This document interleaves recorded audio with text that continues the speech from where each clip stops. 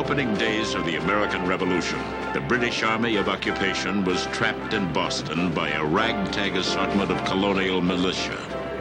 Disorganized, untrained, and badly led, they also lacked the shot and powder necessary to hold off what was then the finest army in the world. In a desperate attempt to solve this problem, small parties were sent out into the surrounding countryside to bring back whatever supplies could be found. One of these groups was led by Philip Kent. Kent, we're gonna have to slow down. There isn't much left in these nags. That powder is desperately needed, friend. We must keep moving. Maybe we can get a fresh team in Lexington. Lobsterback cavalry behind us.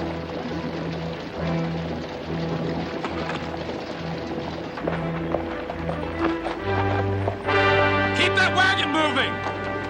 Yeah, get out there.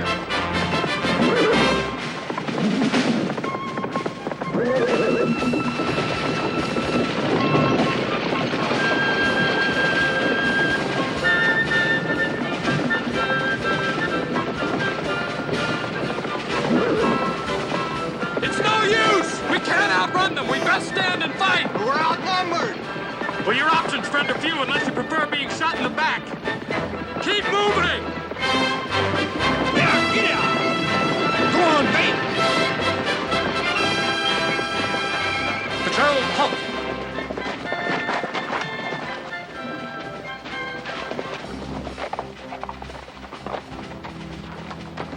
A trade, rebels. Your lives for the wagon. Stand aside and live. If you want the wagon, Captain, you may have it. That is after you have done with us. Then be damned to you all.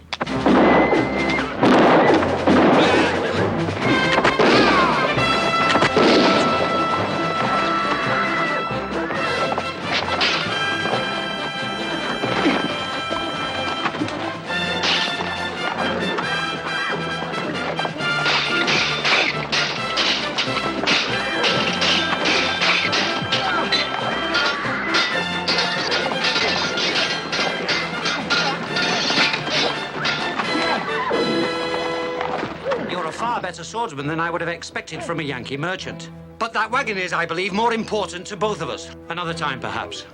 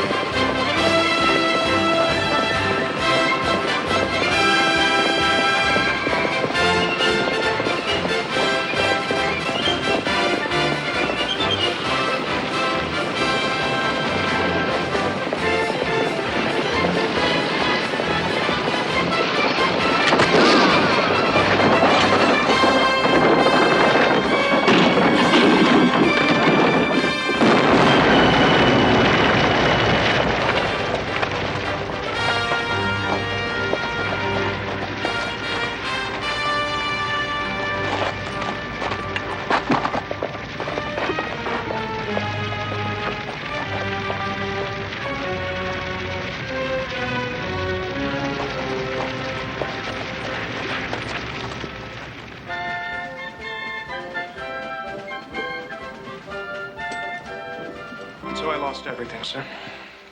10 barrels of powder and 200 weight of shot. At Bunker Hill, we lost the battle for want of that powder before you could have delivered it. Are we finished then, sir? Finished? Hell no. We've just begun to fight. But beginnings in matters like this come hard. And speaking of beginnings, your wife is with child, is that so? Aye, sir. She's in Watertown. In good hands when I left her there. Then take a week and go see her. Is there time, sir? Aye. We need to do a lot of hard thinking before the fighting begins again. And we're getting a new commander. Colonel Washington of Virginia. He's coming up from Philadelphia to take charge. So go, rest while you can. We'll have need of you later. Thank you very much, sir.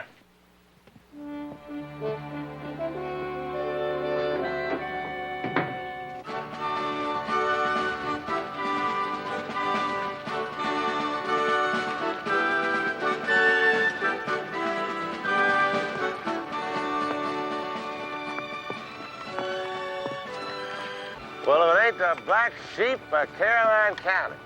If you're a patriot, you're riding the wrong direction, Mr. Fletcher. What's all the excitement about? Prince William Company's putting together at Captain McLean's plantation. We're aiming to march up to Boston town and help them Yankees keep King George on his own side of the ocean. A worthy enterprise, to be sure. Why don't you come with us? I've been thinking on it. But your daddy being a Tory persuasion kind of keeps it lingering. That it? Or is it all them lonely wives at Caroline County you can't bear to leave behind? You got a nasty mind at times, F. Yep, I do at that. I wish you all well. I do at that. Hi, boys, come on.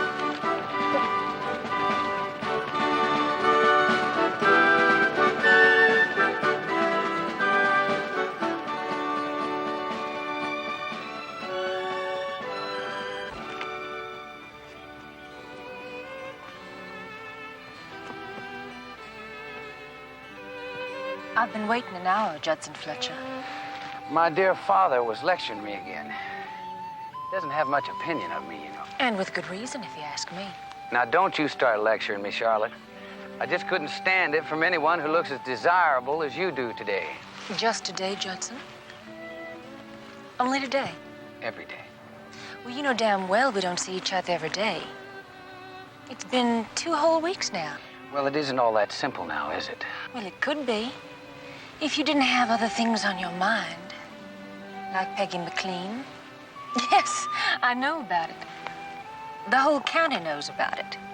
How you want her, how you pine after her.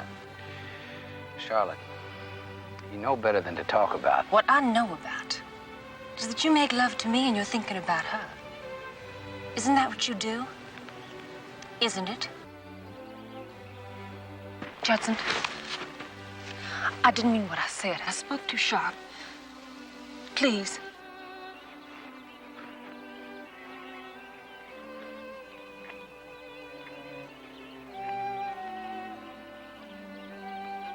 Come love me. I need you.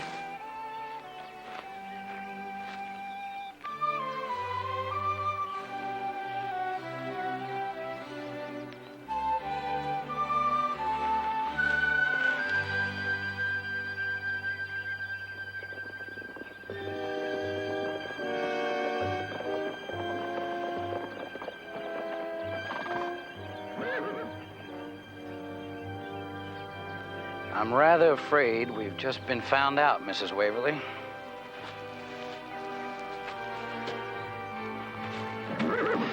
Your pleasure, Mr. Waverly. Need you ask, Shaw?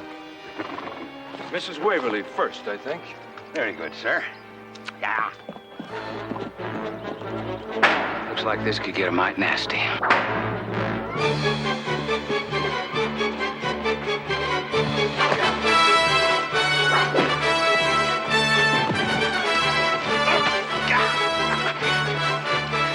You and I have a lot in common, Shaw. Nobody's really gonna miss us if we should happen to leave this good earth rather suddenly. He's unarmed. You want to add murder to your adultery, Fletcher? Let him up.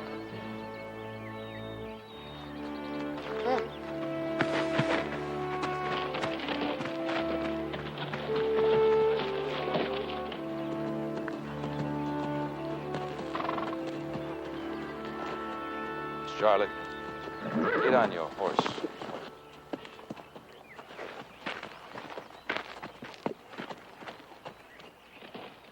When a man takes another man's wife, whether he cares or not, it's a matter of honor.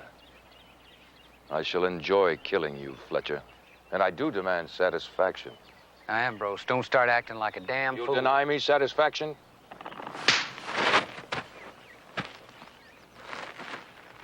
Nicely done.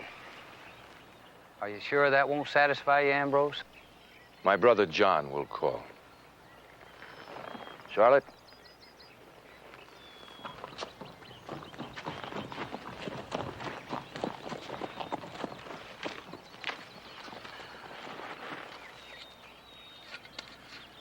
A duel.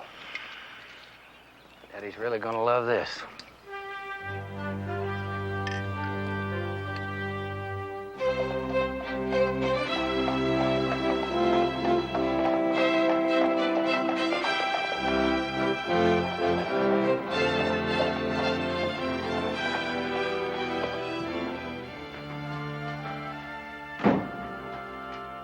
Annie? Mrs. Rumpel? Annie? You can't. Your wife's sleeping. Mrs. Rumpel, I want to see her. It's been 3 weeks now. Took time off from that stupid war, eh? Well, see her you shall, but first we'll talk. Mrs. Rumpel. You just come with me. Please, I've written... You sit down there. Do as I say. Is something wrong with that? There are complications. What sort of complications? She's had a fever and can't get rid of it. You know, I'm just a midwife. We need a real doctor. Then why hasn't she seen a doctor, Mrs. Rumpel? Because they're no better than the rest of you. Off to that war in Boston town. Mrs. Rumpel? Oh, Annie. I was so worried about you. Worried about me? It's you who's having the baby. I'm going to market. Will you be staying for supper? Mrs. Rumpel, I'll be staying a whole week of suppers. A week? I'll be back later. A whole lot later. That's my baby. And I'll say it again. There will be no duel. The damn fool left me no choice, Father. It's a matter of honor now. Honor? Huh. Don't prattle me about honor. Where is the honor of betting another man's wife and then killing him in the bargain? I tell you this, lad. Waverly has got you this time. No matter which way it goes, you cannot win. And I will not have my heir, the heir to Sermon Hill, be made a fool of, or a murderer. Or a coward. You lost the best woman in the colony as a wife because of your own stupidity and lust. Is that not so? It is so, Father. But what do you grieve for most? Peggy or her land added to your own? Both. But she could have given me bonny fine grandchildren. Far more important than her property to an old man with an only son who seems bent on destroying himself. Your faith in me is a wonder to behold. But true, lad. For 2 years since Peggy became Mrs. McLean, with drink and women, you've done your very best to ruin yourself. Now, enough is enough. Time to stop feeling sorry for yourself. A war coming. A bad one. Not a time for a man to be bemused with his own problems. I mean, such a man could very easily fall victim to both sides. When it comes to that, Father, I know which side I'm on. Another of your insane follies. They go against your king and your country. This is my country, not England.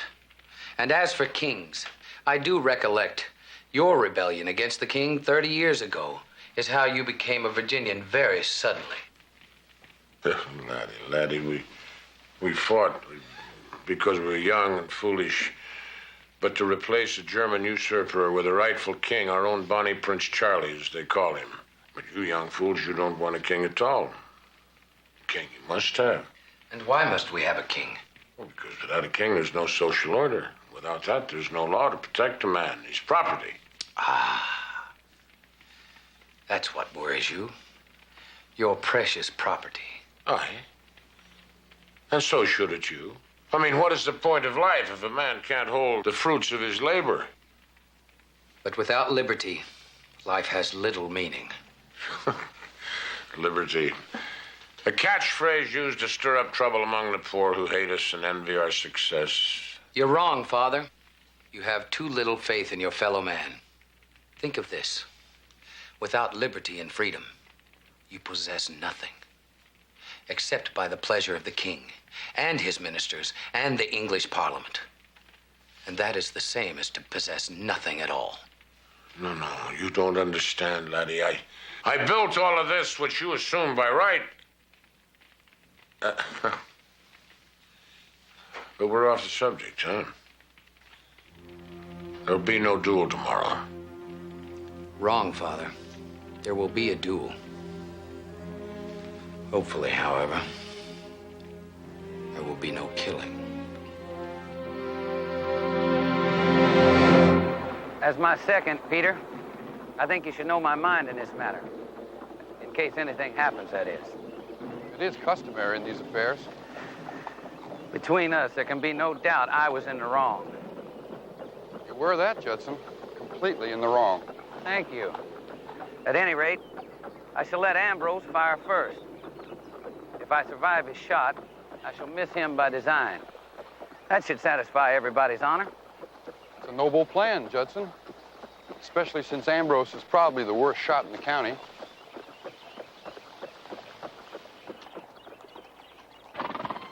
I'll ride on ahead, Judson.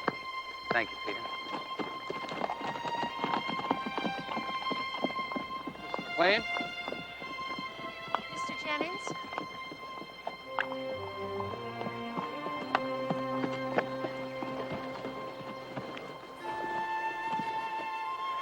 It's been a long time, Peggy.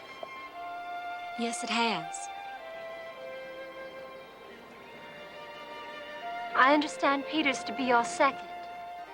Second? What second? Don't play games with me, Judson. The whole county knows about the duel and the reason for it. You do still care, don't you, Peggy? That girl meant nothing to me. It just happened. Just like Charlotte. Yes, just like Charlotte. Didn't mean anything. Nothing at all. I understand that now. But at the time, my pride was more important. So you married Seth and ruined both of our lives. Some things cannot be undone. They have to be lived with. But if you fight Ambrose, it will destroy you, no matter how it turns out. Judson, please don't do it. It's just as you said, Peggy. There are some things that cannot be undone.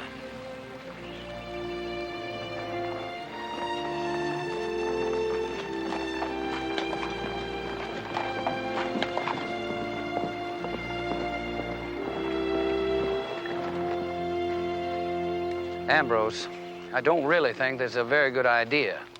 Are you sure we can't talk it over? Let's just get on with it, Fletcher.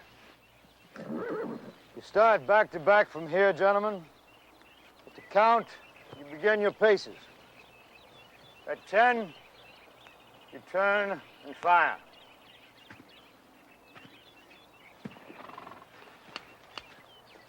One, 2, 3, 4, 5, 6, 7, 8, 9, 10.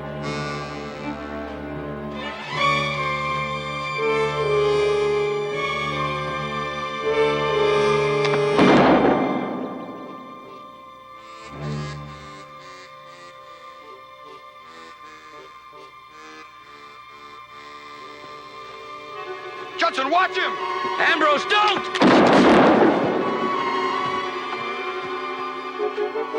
No! John, my quarrel was with your brother. Don't make it yours. Throw your gun down. I'll avenge him one day, Judson Fletcher.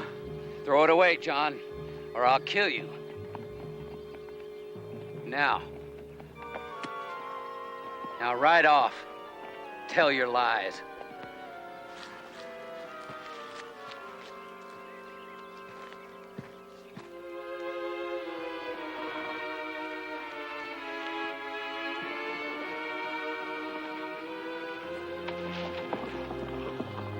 They weren't very honorable, were they?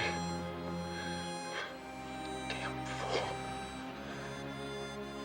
If he'd played fair, we both would have lived.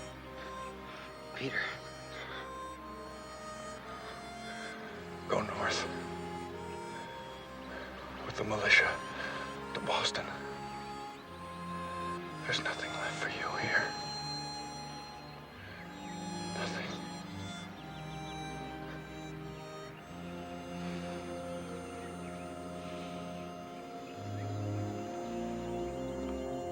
It won't be long before I'll send for you. And you'll be among a new aristocracy. Politicians, generals. Your husband included.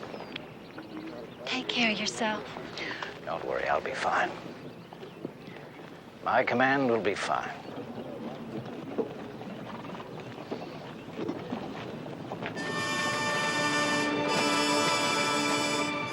Our ranks have grown, I see. Yes, it appears so. Doesn't it?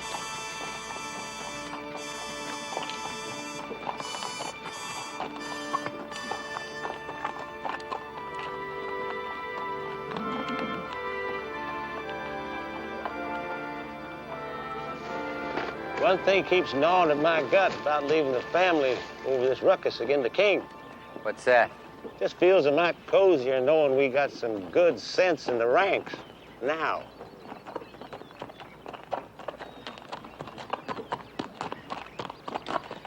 Well, what'll it be, Judson?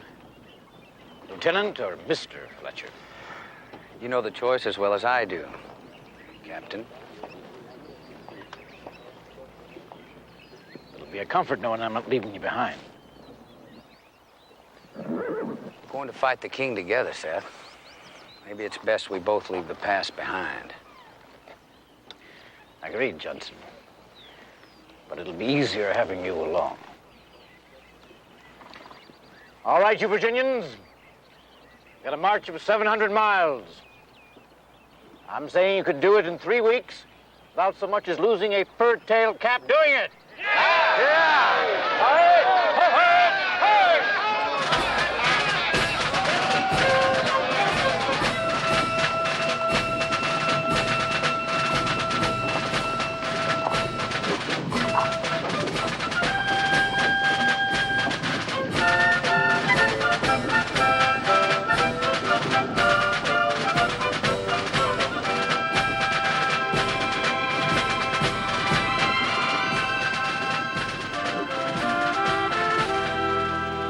Excitement of your coming back.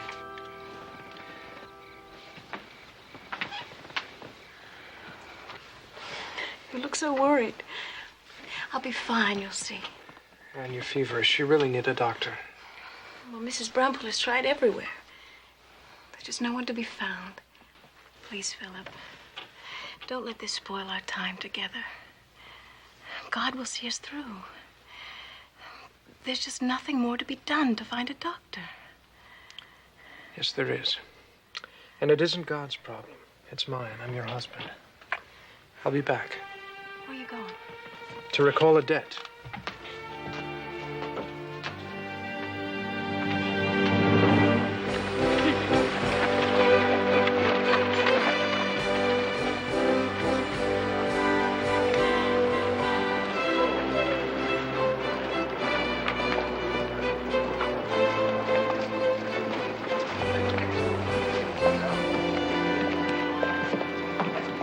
I tell you, gentlemen, we must unite behind our new commander, General Washington, or we are finished. I don't know, Henry. Maybe the others are right. Maybe it should be one of our own people. That's precisely what it must not be. Because as long as this remains just our fight and not all of the colonies, Our cause is lost. Well put, Henry. We need all the help we can get, all of us. Philip Kent. It's been a long time. Aye. How have you fared these last months? Well enough, I suppose. Still alive. Excuse me for interrupting you, gentlemen, but I was looking for you, Dr. Church, on a matter of some urgency. Well, what is this matter of some urgency? I'm not the kind of man who would usually do this, sir, but my wife is too important to me not to ask. She's with child, and there are complications. I've just been appointed Surgeon General of the entire Army. You asked me to be your wife's physician? Dr. Church, you may not remember my name or my face, but I'm sure you remember a certain redcoat's bayonet that may have removed our Surgeon General before his time if it were not for my sword. You're the one that saved my life at Lexington. Aye. And a matter I would certainly not bring up if not for the urgency of my need. I'll see you later, gentlemen. It seems I have a debt to repay.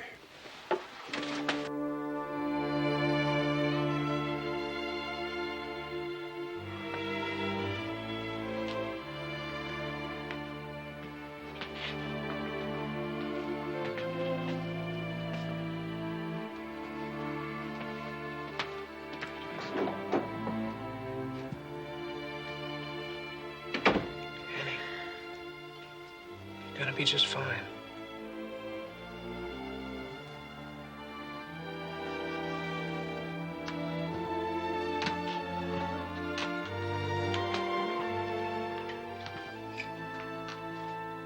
Just keep it quiet. You know where to reach me. She does need a doctor's care, and I'll be happy to give it. Dr. Church, can you tell me How serious it is? Aye, sir. It's not good. But with the proper care, both mother and child will come through perfectly. Thank you very much, Doctor. I can't tell you how... Then don't. You fight for us out there, and we'll do what's necessary here. You have a bargain, sir.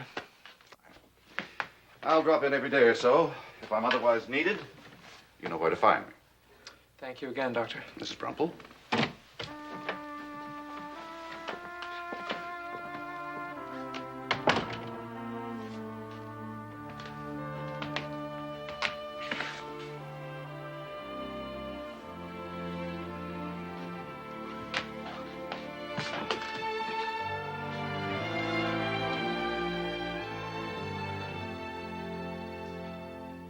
The size of the army besieging Boston increased rapidly as militia companies from the other colonies arrived to lend their support to the cause of liberty.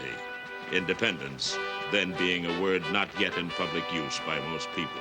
However, in the weeks that followed, the militia who had come full of fever to fight grew increasingly restive. Not having an enemy at hand, they began to fight among themselves. I don't like to go. What are you waiting on me? You're backing up.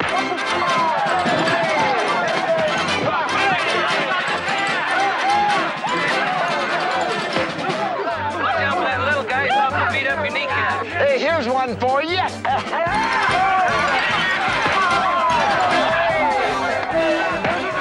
Very nice, Jim.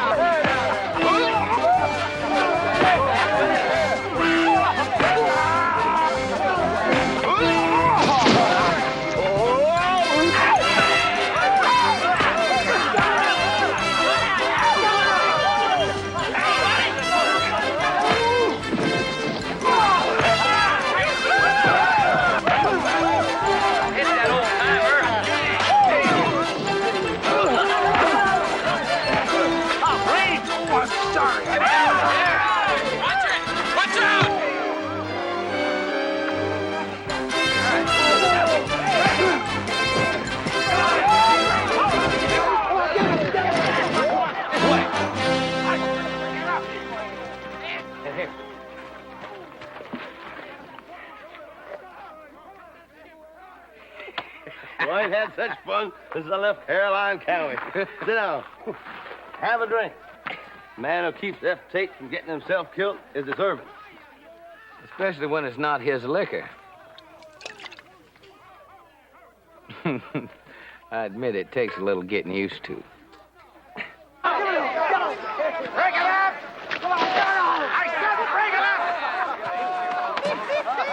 are you doing in the middle of Virginia territory anyway, boy? Slap some of that in the cup right there. Oh, I was on leave to visit my wife.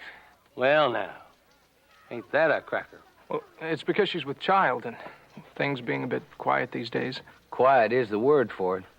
Things were more exciting before the war started. Having a baby, huh? Aye. Father to 7 of my own. What's this for you? Take a drink and hold on. It's our first. To the first. Just a minute now. We've been jawing, and I even said hello proper. Experienced F. Tate of Caroline County. Most call me F. Philip Kent's my name. Fletcher, Judson Fletcher. The black sheep of Caroline County. Ah! Patient to Dr. Tate here. And about to do a whole lot of damage to this. Ah! Drunks do tend to feel a mite sorry for themselves. Are you really a doctor, Mr. Tate? Only the backcountry kind. I do smithing, barbering, mixed tonics to cure boils, minister to expecting women and heifers, including my wife. The way I see it, a man ought to finish what he starts. If you get my meaning. Not too subtle, RF, you know. Oh! Gentlemen, it's been a pleasure, but I do have to be going. Give her our best, Kent. I will. Kent? I do appreciate the deed you done for me. Aye.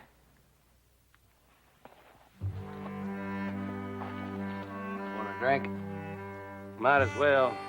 I can hardly see what I'm doing anyway.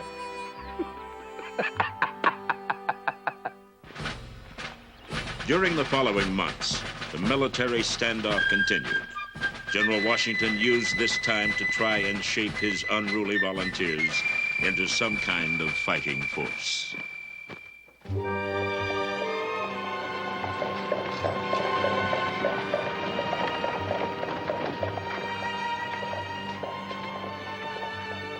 Annie! Annie? Oh, thank God you're here.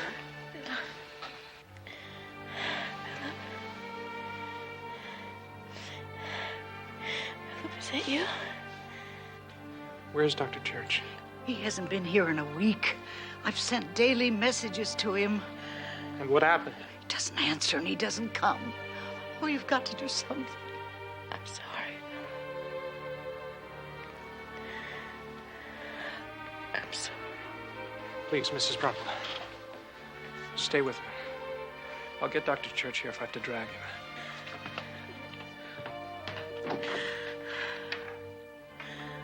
But I tell you, I must see Dr. Church. It's a matter of life and death. Please, sir, I've been searching all over town. Is he here or not? And I've told you to be off. You have no proper business here. Henry! Hold! Oh, thank God you're here. What's the problem? We need Dr. Church desperately. It's Anne. She's in labor. Henry, she could die. Dr. Church is not available at the moment. Don't do this. I'm sorry, Phil. Henry! You can't let this happen.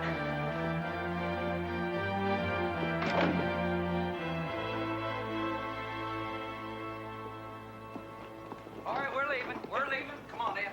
Let's go. Come on. I swear, them New Englanders aren't very friendly like. Well, F, you do take some getting used to. Mr. Tate.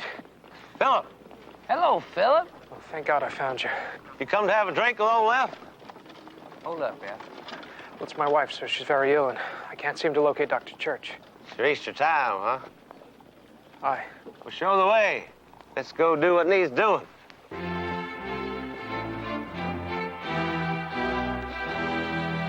And so you burned it? You burned your claim to the Kentland title and fortune? That's right. I burned it because it bound me to another person's principles, another person's way of life. I saw a hope in this land, Judson, and a future I was willing to fight for. You might have been able to serve it better as the heir to the Duke of Kentland.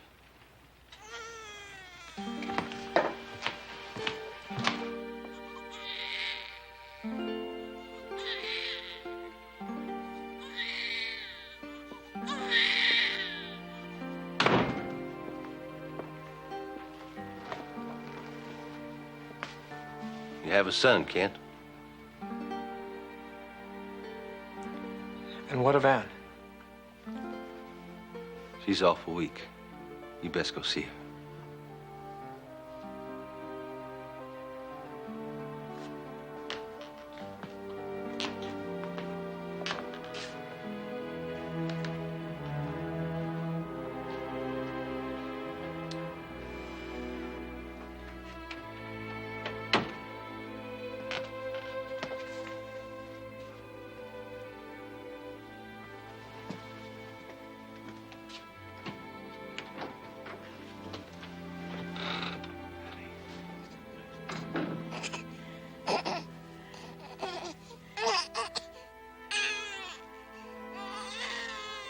You can touch him.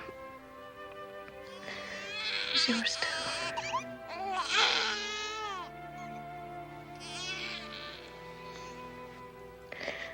We must name him, Philip. Now, right now. Annie. I want to know his name. Your father was Abraham. He shall be Abraham. That's all right with you.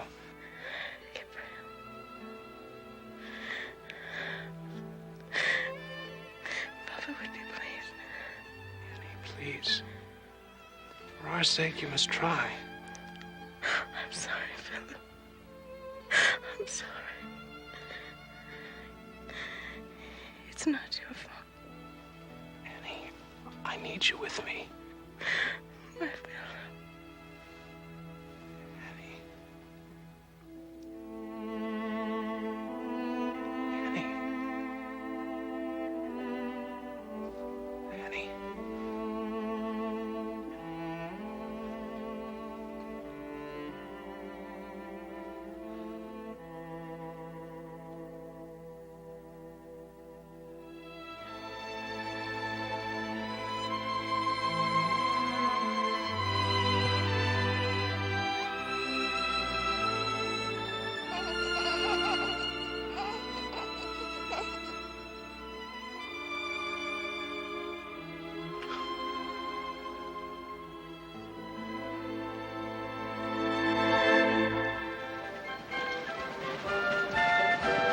As summer turned to fall and fall to winter, with no change in the situation, the army around Boston began to fall apart. Well, now, how's our fearless leader? He's sulking in a tent. He's insulted that General Washington won't give him a more important job. I swear if it's enough to make you want to change sides. Hey, now, don't go talking like that. Not even in fun. Tell you what, been a fair long time since I got me real sloppy drunk. How about it?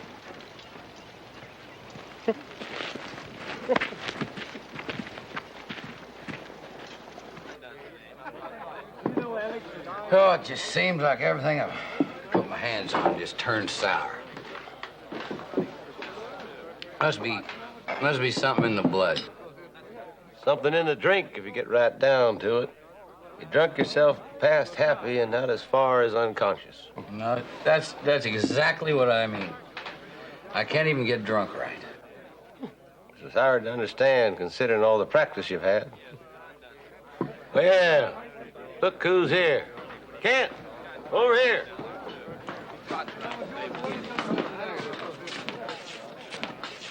Judson, F, it's good to see you again. Sit down.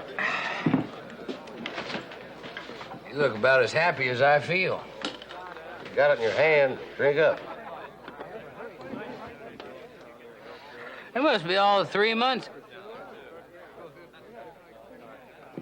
How was that son of yours getting along? Abraham? Oh, he's doing just fine.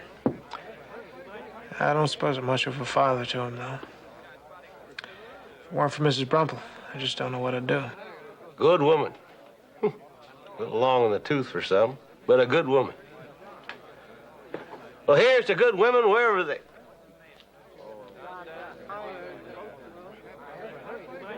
Sorry.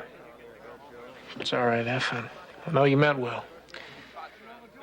I suppose you both heard about Dr. Church. That he was arrested for treason. Night Annie died. Well, he was a damn traitor. They caught him red-handed, selling military information to the Redcoats. And his treason and this damn war cost me my wife. Now, what's the sense in that? Now listen. What's past is past. There ain't nothing that can be done about it. Yeah? Yeah. Well, now, if you two gentlemen are sitting feeling sorry for yourselves, old Doc Tate's got only one remedy for you. Drink up.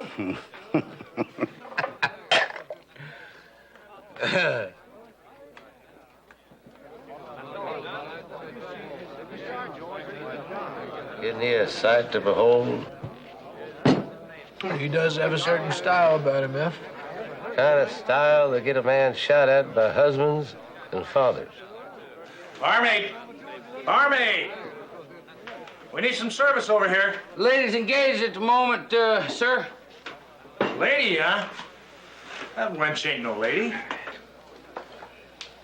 Hey, she's just much mine as yours. Let's not get all riled up, gentlemen. I'll get your drinks right quick. When I say so. When I say so. I still say so.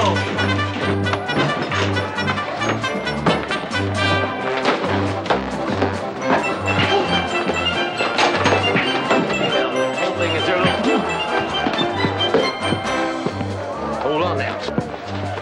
Let's make her fair.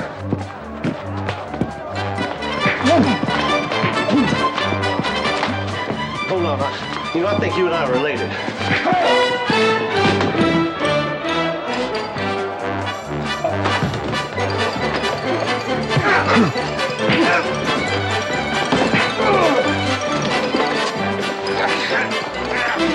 We can't win. Let's call it a night. Might as well.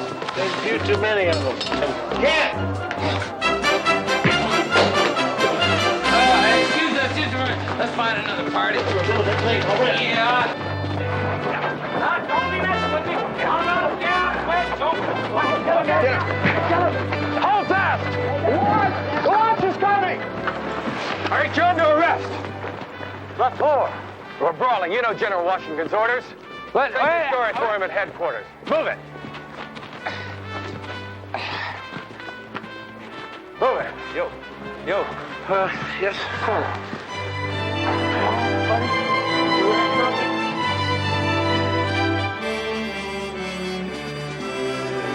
Here, clean yourselves up a bit. It might go a little easier on you. Especially him. All right, Kent. Just want to get your head straight again. Well, Headquarters. Seems the three of us have been arrested for brawling. All right, let's move.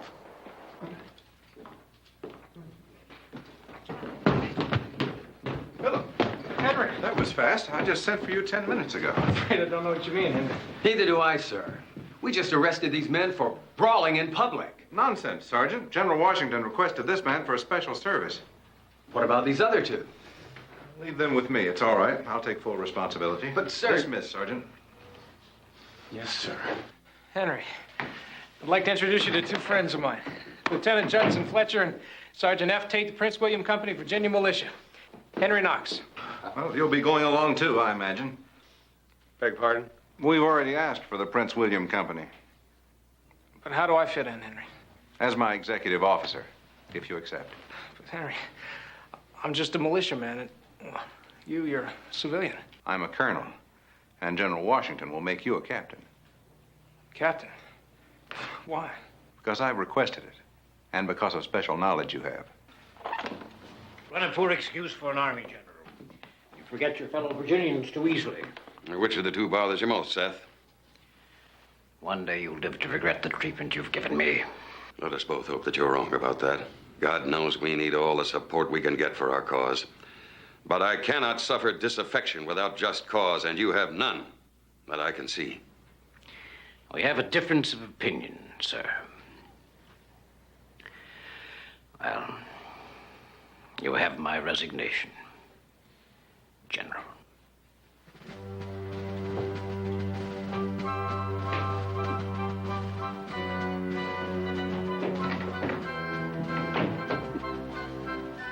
The commander of the Prince William Company? Yes, we'll have to find a replacement. You've already done so, sir. Judson Fletcher, second in command, Prince William Company. Fletcher of Sherman Hill? Your servant, sir. I know your father well. Devious scoundrel if I ever met one. You do know him well, sir. And this must be Philip Kent. Aye, sir. Mr. Kent, please accept my most profound regrets. The business with Dr. Church was unfortunate, but unavoidable. Someday, General, I may be able to say that I understand. Until then, I accept your honorable intentions. Yes, well, I couldn't ask for more. Shall we get on with the briefing, gentlemen?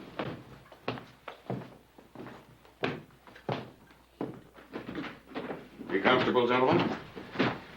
We can expect Billy Howe to break out of Boston at any time and attack our positions. Now, here, in Dorchester Heights, we're vulnerable. Henry's plan can put us in a superior position, perhaps even force Howe out to sea, leaving Boston to us. Guns to fortify Dorchester Heights, sir. Is that what you're proposing? That's it, Philip. Only we need more cannon than we can find in the barns and cellars of Massachusetts Bay. There's only one place that many cannon can be found. Do I understand that last May you were part of the supply train from Cambridge to Fort Ticonderoga? Aye, sir. They have more artillery there than they need to defend the place. You know the geography.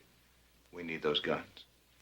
Ticonderoga can be a very hard trip this time of year. Can it be done? Yes, General. It can be done, but it could be a very costly enterprise. Nothing to do with war was ever cheap or easy.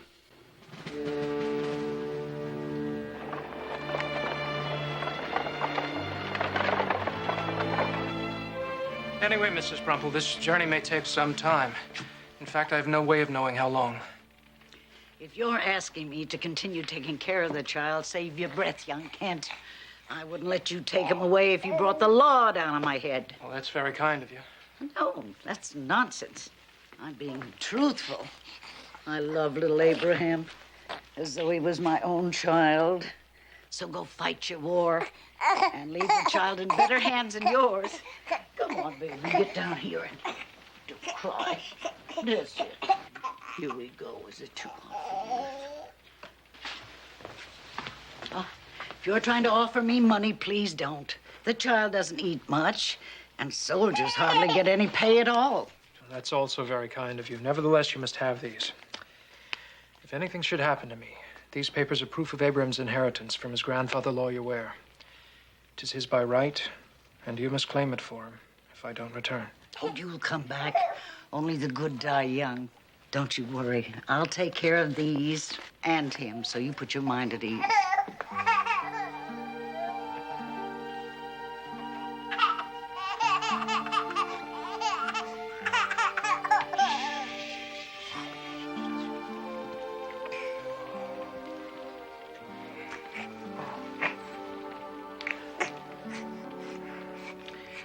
Goodbye, son.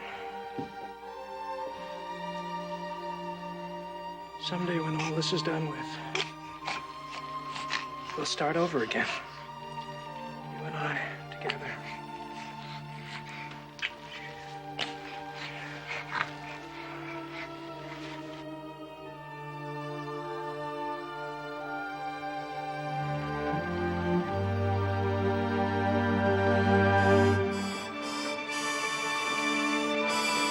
On November 28, 1775, the expedition set forth for Fort Ticonderoga, 300 miles away.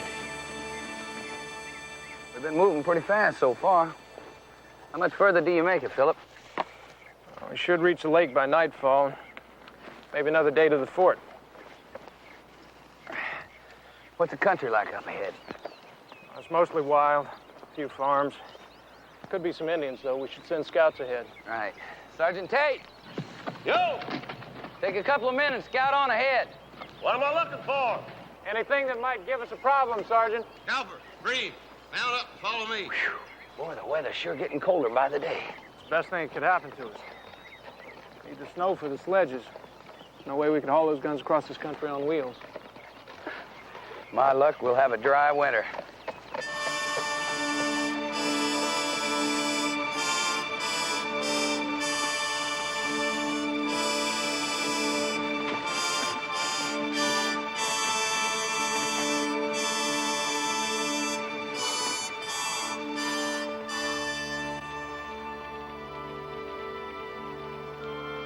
On December 4th, they arrived at Lake George, 33 miles south of the fort, and camped for the night. Well, the thing is that things never seem to work out right for me. I've been fighting with my father since my mother died. And 2 years ago, I lost the only thing in my life that was really important to me. What was that? This lady I was to be married to. We grew up together. We were very much in love. And one night I got drunk, ended up with a married woman. She found out about it. The scandal was just too much for her. So she married somebody else. I think I know what it's like to lose someone like that.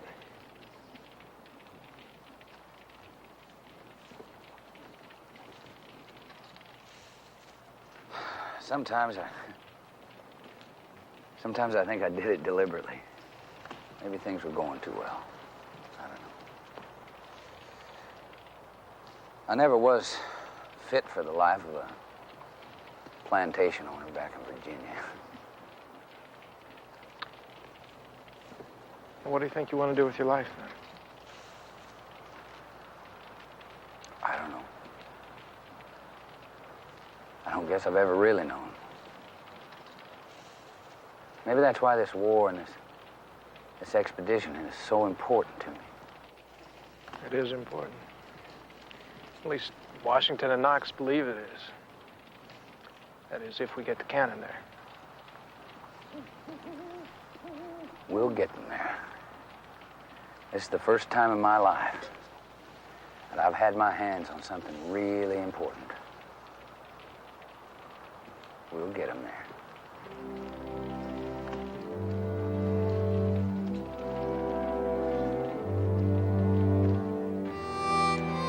Anyways, I was saying, sometimes John just scares the life out of me. He has an obsession with this revenge thing. He swears he's going to kill Judson if it's the last thing he does. I didn't know he was that fond of Ambrose, especially since he inherited the estate. Well, now, that's the strange thing. You know, John never did take kindly to being the younger brother. Of course, Ambrose wasn't all that lovable, if you know what I mean. I think you made that quite clear to the whole county. If you'll excuse me for saying so. Peggy, just because you and Judson were what?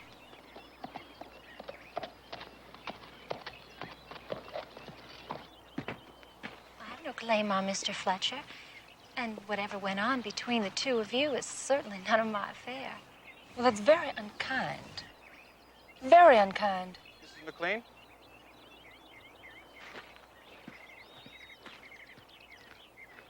I have a letter from Cambridge for you. Thank you.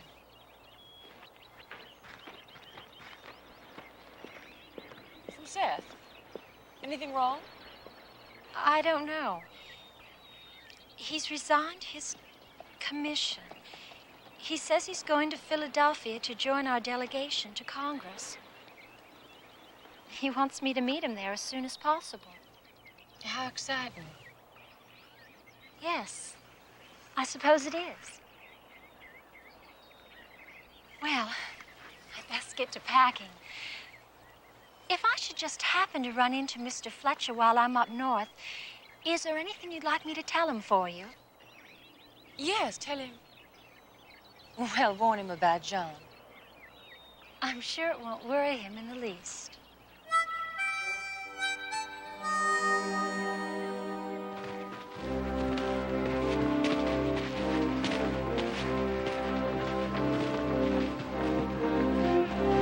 After removing the guns from Ticonderoga, the expedition floated them down the length of Lake George, where they were loaded on sledges for the long overland journey back to Cambridge.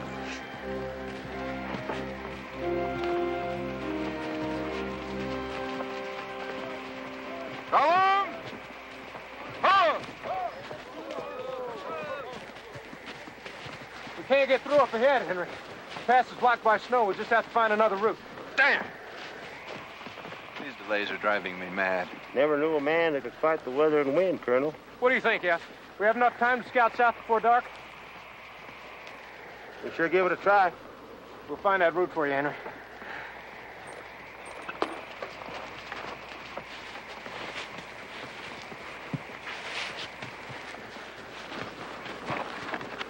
Judson, things all right?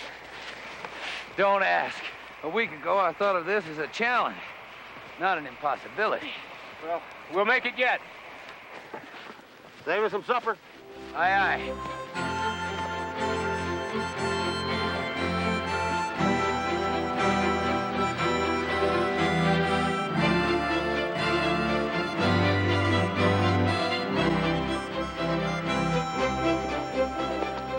F, you scout the upper side of the ravine. Right.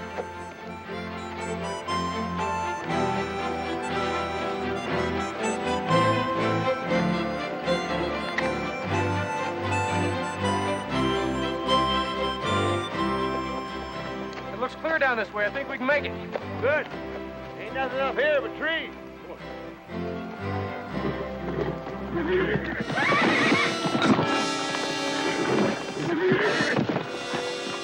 F! You all right?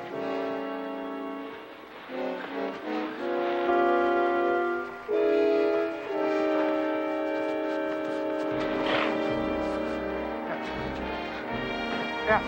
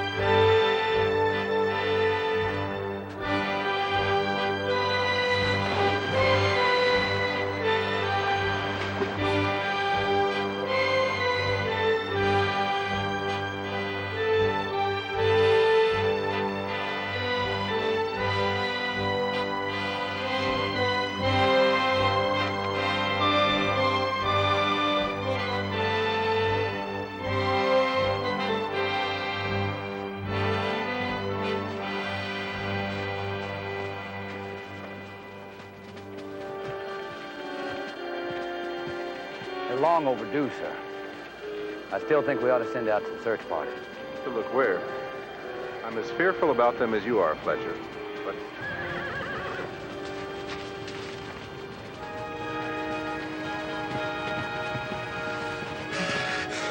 It's F. He took a bad fall and...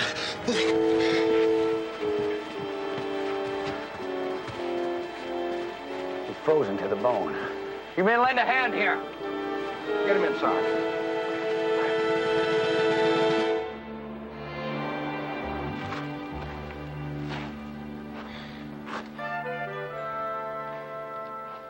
Well, now. Finally woke up, did you? How you feeling? Cold. Cold and tired. What happened, F? You saved my life. That's what happened.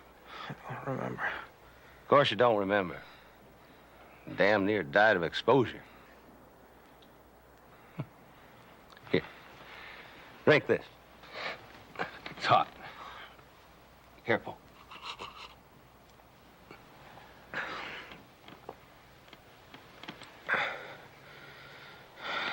Why are we still camped? Because it's been snowing to beat all out there. Can't move in this weather. Old Henry Knox is going crazy over the delay. He said he needed snow and he got a damn sight more than anyone can use. Anyway, you're lucky. Me in no condition to travel, which you ain't. Here, come on. Drink some more. That's good. There you go. Attaboy.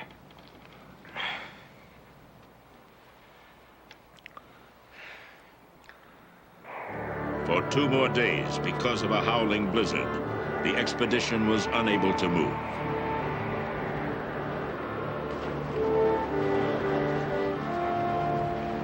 Finally, they managed to get underway again. By now, Philip had come down with a raging fever, one that could easily kill him. Trail's clear ahead, Colonel, as far as I can see. Excellent. Excellent. How's Philip doing? Poorly. Very poorly. He's burning up with fever. If you ask me, he's not going to last another 2 days if we don't hole up somewhere and give him a chance. We can't stop moving. Not for Philip. Not for anyone. Then he's surely going to die. And considering he saved my life, I don't think I can go for that. Sergeant, what you are suggesting... Colonel, there's a farmhouse about 3 miles ahead of the trail. Maybe we can get them to take Philip in. No maybes about it. I got my persuader right here. That man almost got himself shot for mutiny. Don't fool yourself, Colonel. If it comes to a showdown, the entire detachment will be on his side. Including you? Fortunately, that's a question I'll never have to ask myself now, is it?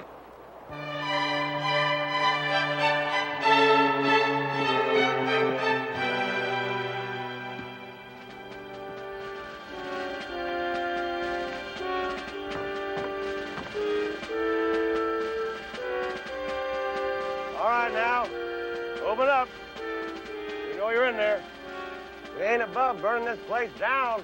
We don't get some cooperation pretty fast. That'll stir him up. Mean rascal, ain't you? As mean as I have to be. Here we go. Leave me be. Can't do that, ma'am. Got a sick friend here, needs shelter badly. Are you men soldiering? That we are. Which side you on? Don't much matter. Man as sick as he is, he's got bigger problems than politics.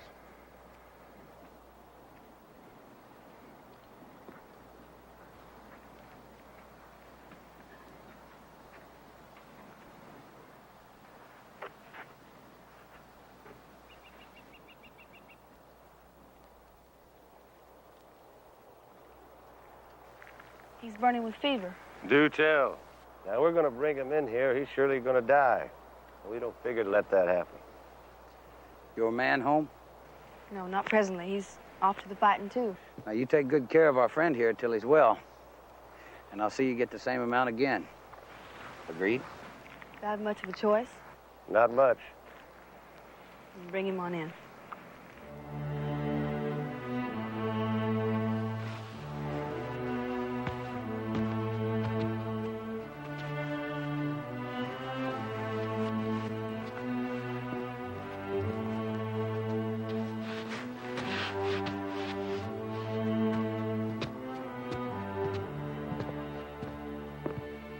Put him over there and I'll tend to him.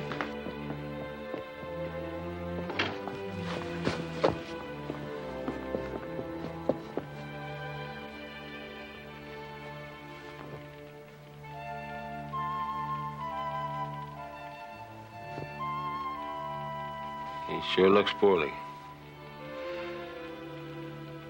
Best I stay with him. I could get you shot for desertion if. That a fact? No way are you staying here. I'm all alone. And he doesn't worry me. But you do. So get on with your soldiering and I'll do what needs doing. I'll bet you will at that. But you hear me good, woman. When we come back for him, he best be all right. So help me. I'll burn this place down around your head. He'll be waiting for you. God's willing. So go on and get.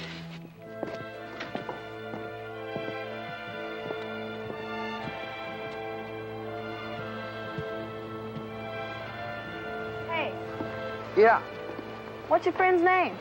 Kent. Philip Kent.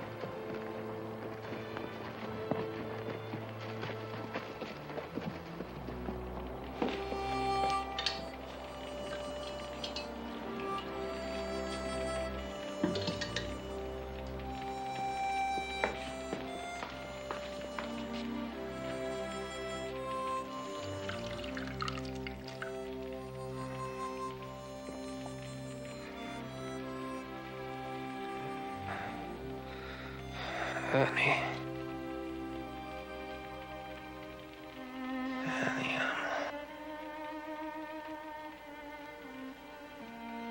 I'm home. Annie.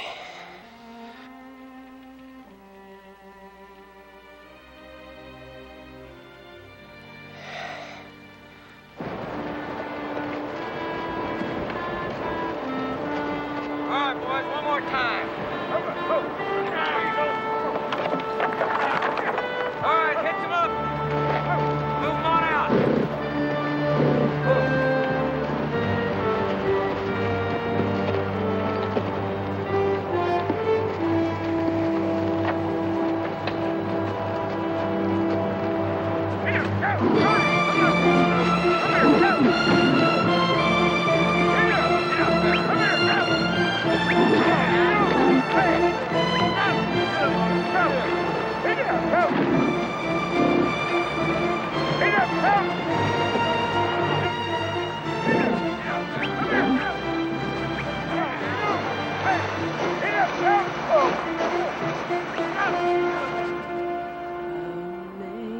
Amazing grace, how sweet the sound that saved a wretch like me.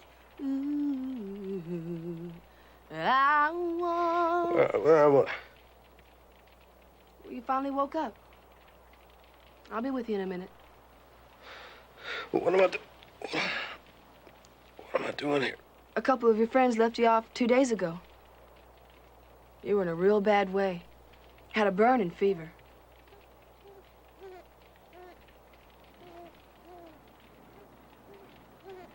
Come on, come on.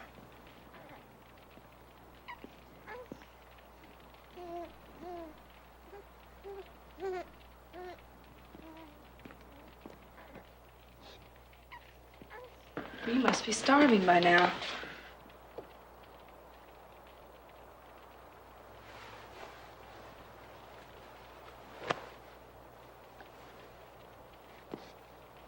Here, eat some of this. What happened to you anyway? I fell in the river. I got a chill from it. A chill that could have killed you. I guess it almost did, too. Did my friends say anything when they left me? Just that they'd be back. And if you weren't alive and kicking, they'd burn me out. They didn't really mean that, ma'am. Yeah. Did or didn't, I guess I don't have to worry about that anymore.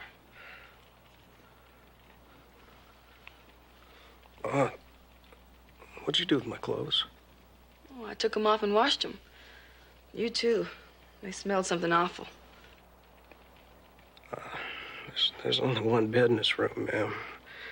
If you forgive me, where have you been sleeping? Not on the floor, Mr. Kent. Well, it appears under the circumstances, it might make more sense if you call me Philip. All right. My name is Rachel, and that's Abraham, my son. Abraham? I have a son named Abraham. Then Anne must be your wife. Oh, you kept talking to her. While you were out of your head with the fever, that is. It was my wife's name. Was?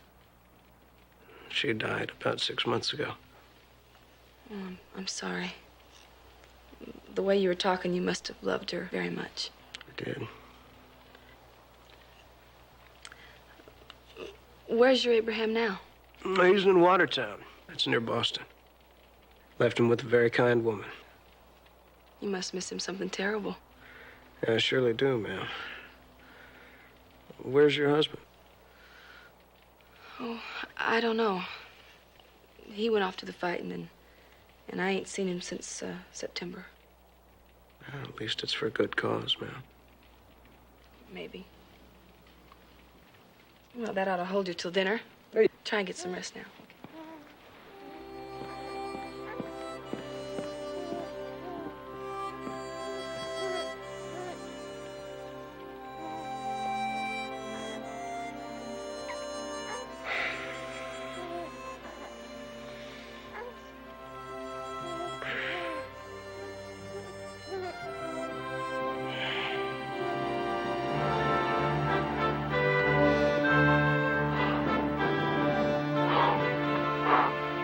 I didn't think it could get any colder, but it surely has. As a matter of fact, I've been saying that ever since we left Ticonderoga. You southern men just have no stomach for our winters. Personally, it can't get too cold. Not if we're ever going to get those guns across the river. Well, the ice ought to be thick enough to risk a crossing in a couple of days, sir. These delays are costing us the war. We're doing the best we can, sir. I know. I know. And yet I have to sit here and write General Washington that the future of our cause depends on an ice buildup on the Mohawk River. You might tell him to thank God it isn't July.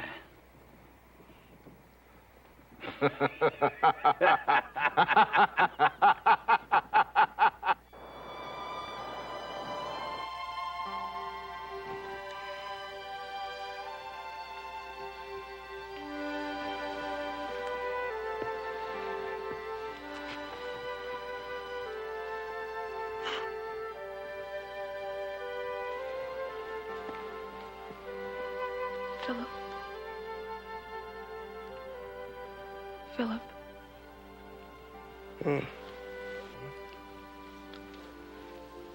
You know, life is hard out here. And it gets lonely. Very lonely. And the night is awful cold, isn't it? Aye. It is that. And it's been 6 months since your wife died. And I don't even know if my husband is still alive. Rachel. It's all right. So, if two people were to try and keep each other warm and... Rachel.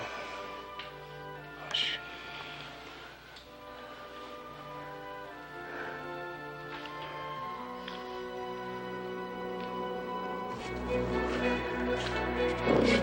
On level ground, the going was difficult enough.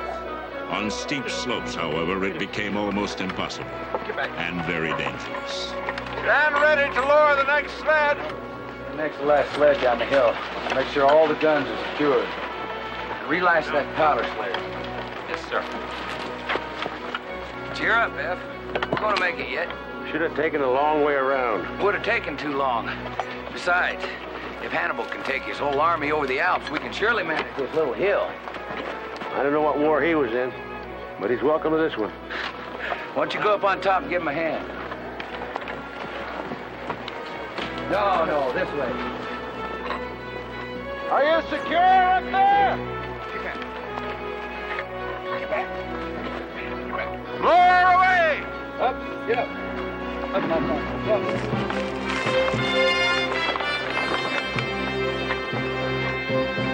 Up. Shorty.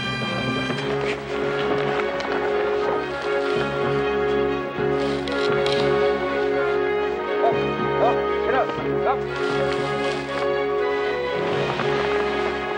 Ease up on that oxen. We gotta do this slow. Judson! Send up some more chain. I'll bring it.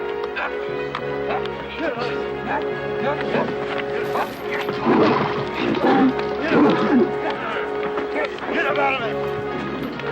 Get up out of it. Come on, get up out of it. Get up out of it.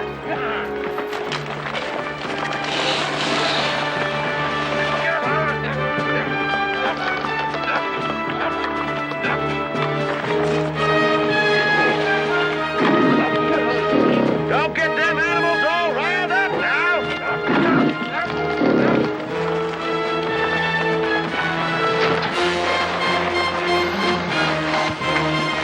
Loose! Sled! Get on the checkbook! Try to hold her!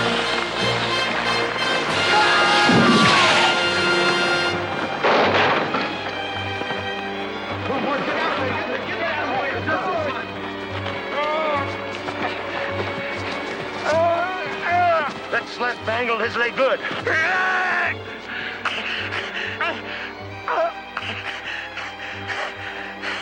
It's gonna have to come off. No! Judson? Nobody's taking my leg. You could die. Nobody touches me, F. You hear? Nobody! I got you.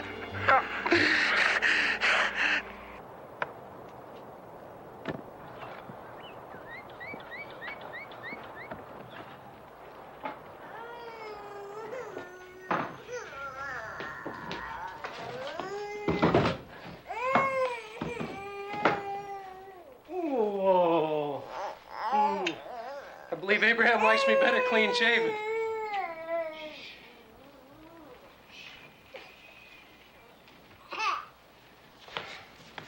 I swear, he's getting bigger every day. Well, the way you go on with him, a stranger would think he's truly your own son. Sometimes I think he is more real than my Abraham. Well, that's because he's here with you, just as I am. But I wonder What do you wonder about? how much longer it'll go on. I mean, you're bound to up and leave sometime. Tell you truthfully, I hadn't thought about that. All this time we spent together, it's been as though you and I were alone in our own world. Well, we have been. But it can't stay like this forever. Why not? You know why not. Well, then we should not speak of it until we must. I'll get some more wood.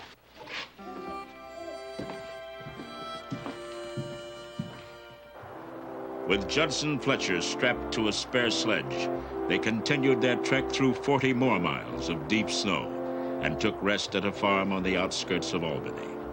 The long trek was over. It would be an easy trip to Cambridge from here.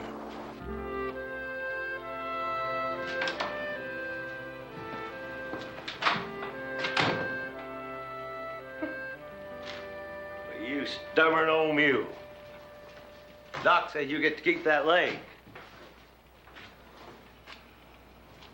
You're about finished for this army. Damn it. For a while there, F, I thought I was really doing something. You surely were. Maybe. But it's over now. I'm finished. Here, sit down. You're alive, and that's a lot more than some can say. Alive, but crippled. Not much use to anybody. Now, that might be true for me. But you're an educated man. You don't need your leg to think with or talk. What are you getting at? There's a lot more to winning the war than just the fighting. Meaning you could do good in Philadelphia. At the Congress.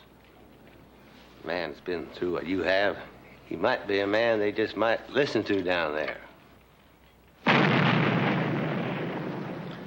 What was that? Just old Knox firing off one of his guns. We're kind of celebrating the fact that we got the job done. All of us. Well, I best get moving. Gotta go back and get Philip. If you get the chance, Prince William Company would like to hear from you. How you getting along? I'll tell you what. Them Philadelphia ladies will leave me alone long enough. I'll write you.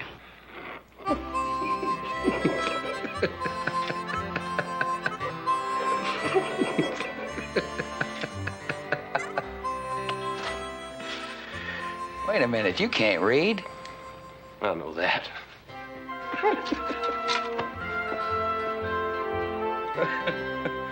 Take care, F.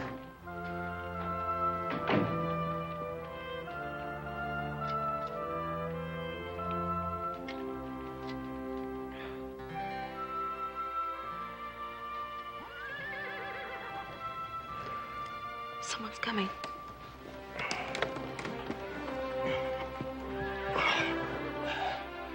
Well, it's probably just F and Judson coming back for me. God in heaven, it's Rafe. Rafe? My husband and some of his friends. We gotta get you out of here Wait a fast. minute. You were forced to take me in. I was sick and you took care of me. There's nothing the matter with that. That's all you have to tell him. But Philip, you don't understand. They're King's men, Tories. If they get you here, they'll hang you before sundown. We gotta go. This way. This is in case of Indian attacks. You can hole up here till dark. Then do what you can. Rachel, I owe you more than my life. Then care for it, Philip. For me. Now go.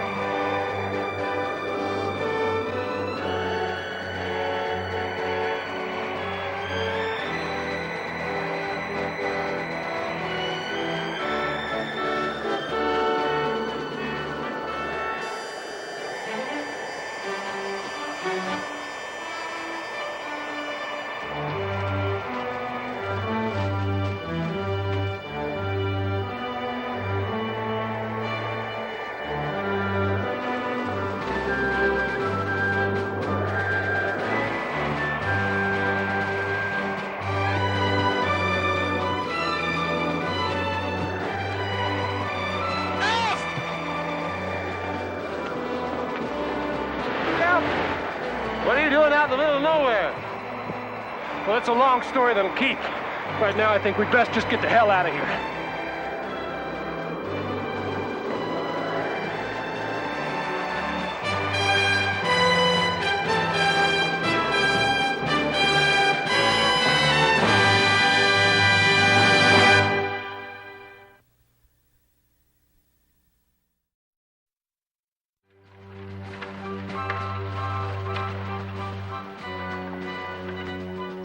He's looking just fine, Mrs. Brumple.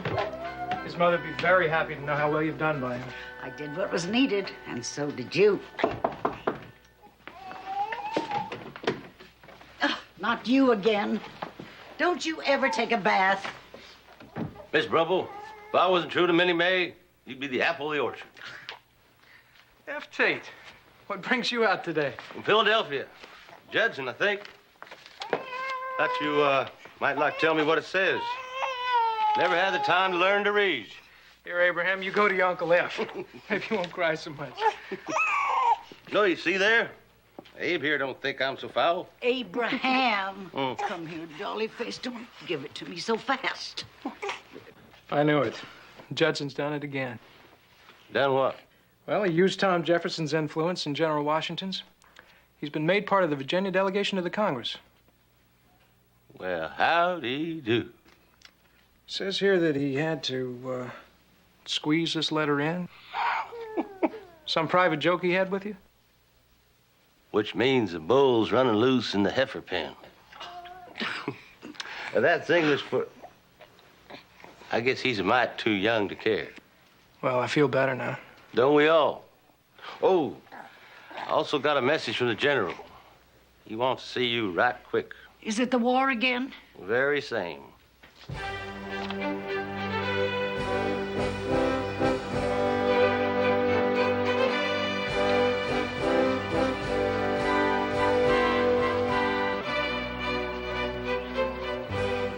At any rate, Captain Kent, we now have the guns, thanks to Colonel Knox here and yourself. However, we can't fortify the heights until the ground thaws. I see, sir, but what can I do to help? Henry? Go to Philadelphia, Philip, to John Adams. Tell him he must hold the people together there until the general is ready to move. The problem is this blasted stalemate we've been living with since June. The Army is falling apart, and the Congress, I'm afraid, is beginning to lose its resolution. If you'll forgive me, sir, why me? Because Adams knows you, trusts you, because you alone can tell him how much these guns mean to our cause. Then I'll leave at first light, sir. Very good. Oh, by the way, Captain, when you return, you'll have your own command. You're to be the captain of the Prince William Company, Virginia Militia. I'm sorry, sir, but I don't understand. That's impossible. I'm a New Englander, not a Virginian. Unusual, yes. Impossible, no. The men of the Prince William Company elected you to take the place of Judson Fletcher. Yes, I believe it was unanimous, too. Thank you, sir.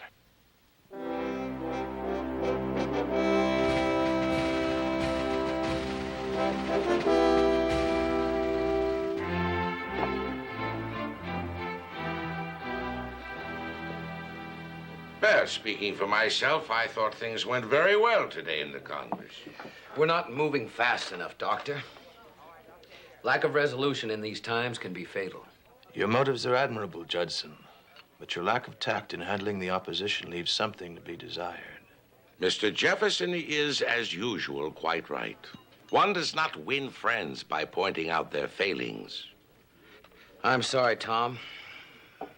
It's the only way I have of fighting this war now.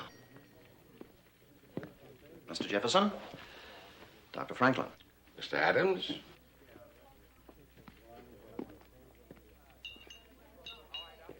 Excuse me, I must have a word with Mr. Adams.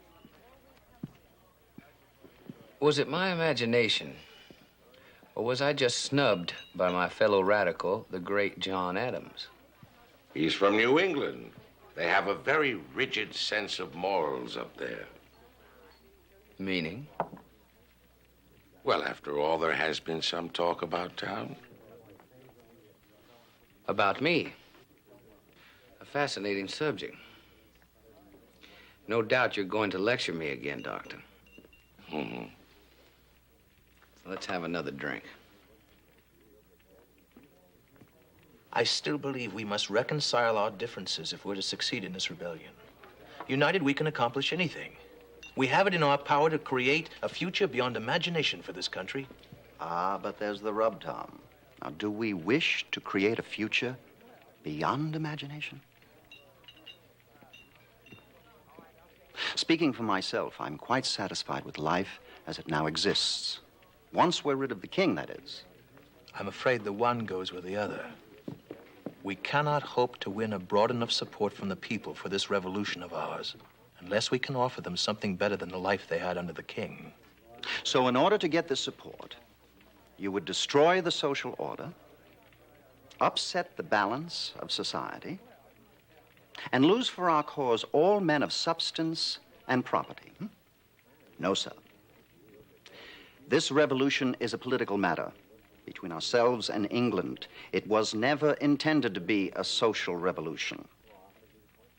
I tell you, Tom, this country must and will be a republic, not a democracy whose future is left in the hands of the common people. And I tell you, without the common people, as you call them, we cannot win.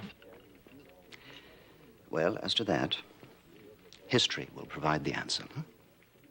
In the meantime, I suggest we have a drink and talk of tomorrow's business.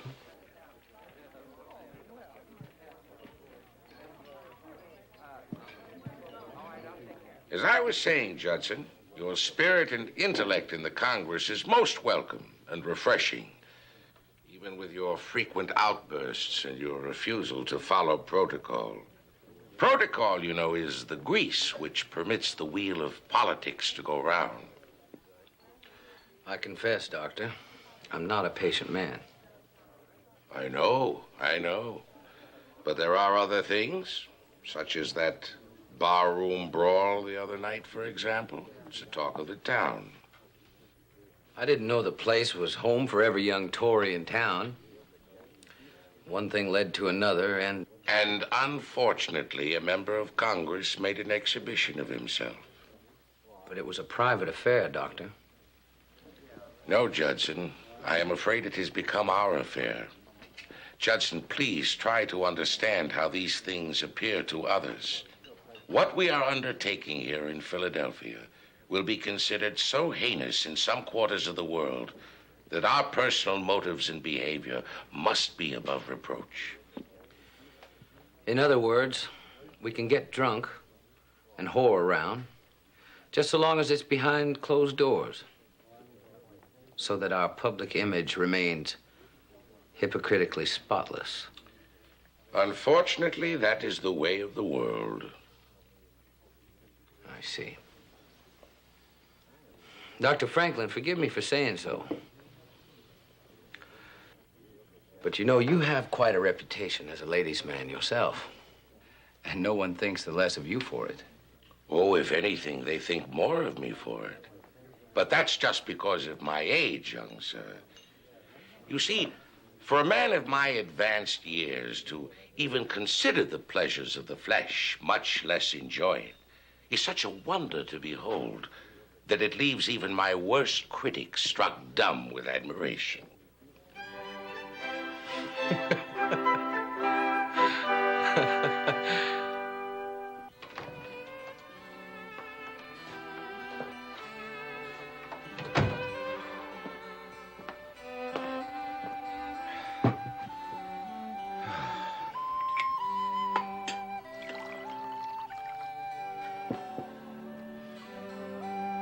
Took you long enough, love.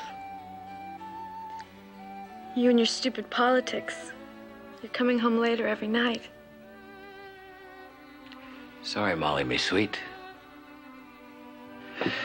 But as the poet should have said, man can't live on love alone.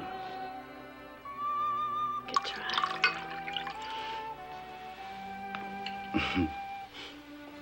I imagine I'm about to.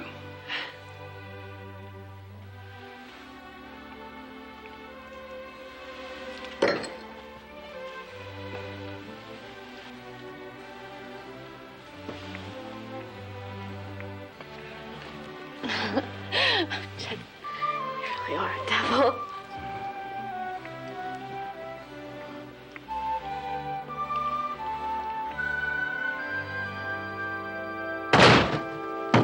Have a pistol. Be still. It's safe now, sir.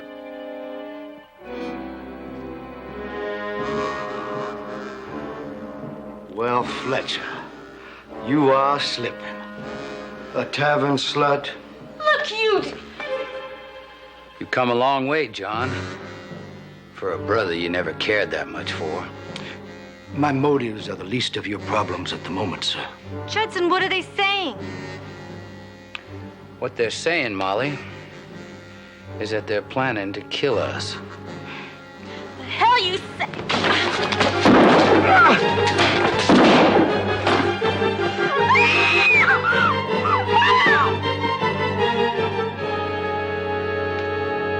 Well, at least you're alive.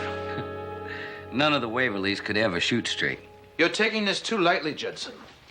What would you have me do, Tom? Behave yourself as we've been asking you all along. Tom, I was attacked in my own bed.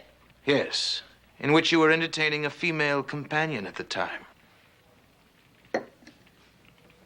Which bothers you most, Tom?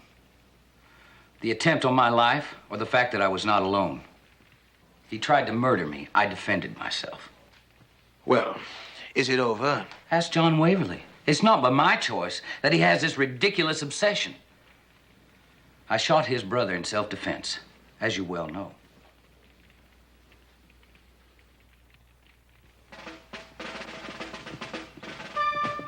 It is 300 miles from Cambridge to Philadelphia. On his way to see John Adams, Philip Kent made the journey in 5 days.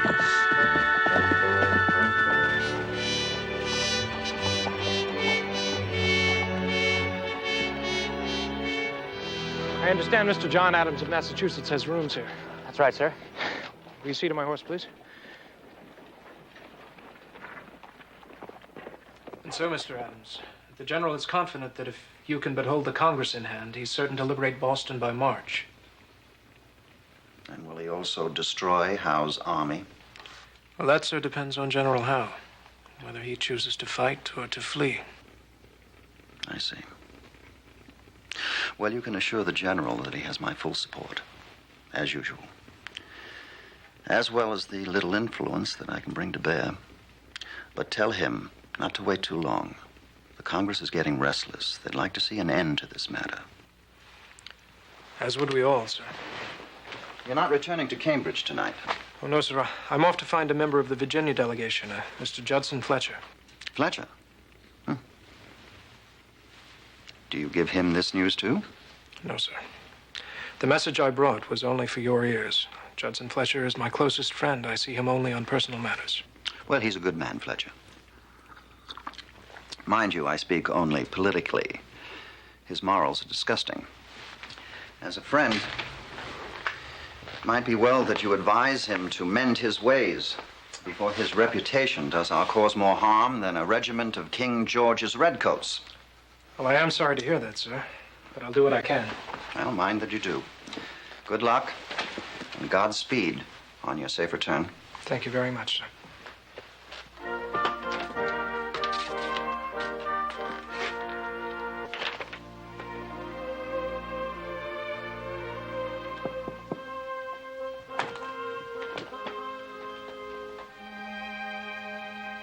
Judson.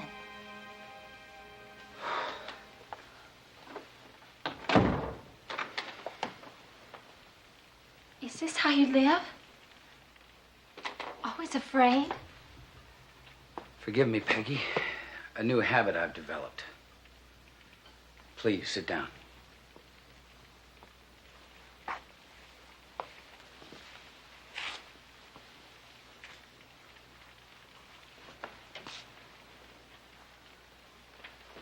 Your latest escapade is all over town.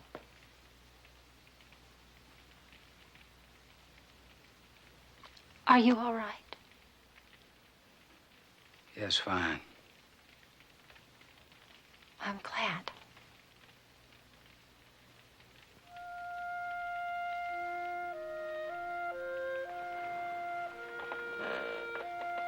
Peggy, why are you here?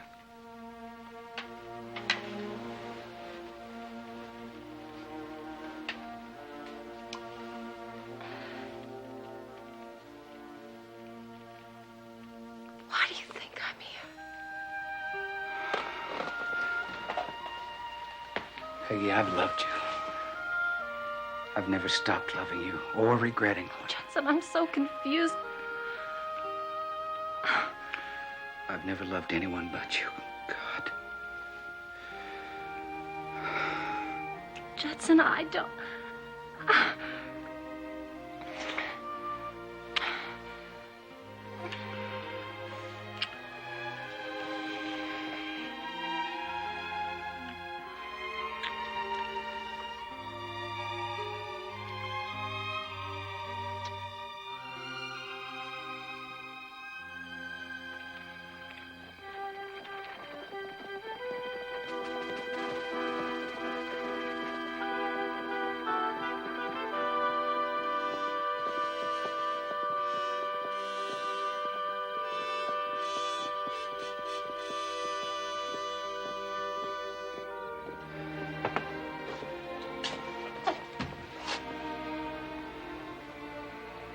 Will I see you again soon? As soon as I can get away.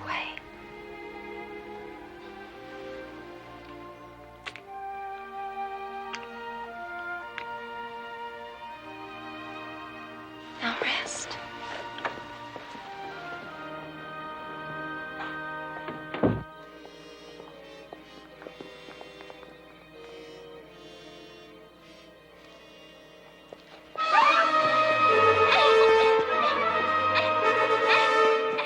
Have you found any valuables on her? I ain't even hardly had time enough to look. She's got to be plenty all by herself.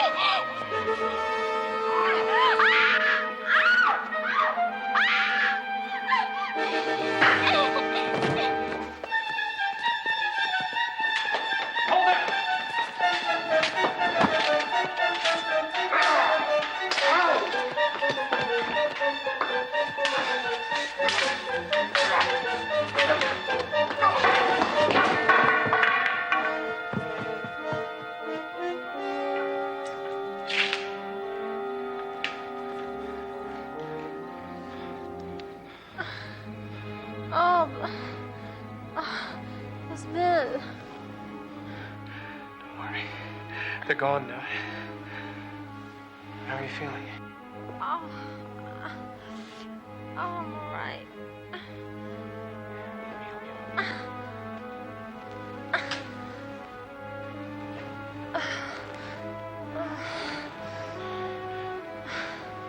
You shouldn't be out. Not alone at this time of night. I was visiting a sick friend. Come. We'll find the watch and report this, and then I'll see you safely home. No. No, you can't. You'll ruin everything.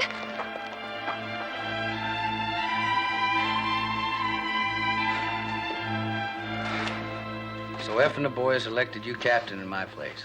That's wonderful. Well, I must confess I was flattered. As you well know, they don't take much to outsiders. You're not an outsider. Not after Ticonderoga. Oh, I wish I was back with y'all. This leg of mine. I wasn't cut out to be a politician, Philip. All this talking and no action. I don't have the patience or the temperament for it. You got to learn to, Judson. Keep in mind that your actions are reflections of us all. You sound like my colleagues. Mr. Jefferson, Mr. Franklin, and John Adams. Sometimes I feel like the only novice in a school full of masters. But enough of this nonsense. Tell me more about this Rachel of yours. Now, that's conversation more to my taste. The next morning, Philip Kent returned to Cambridge.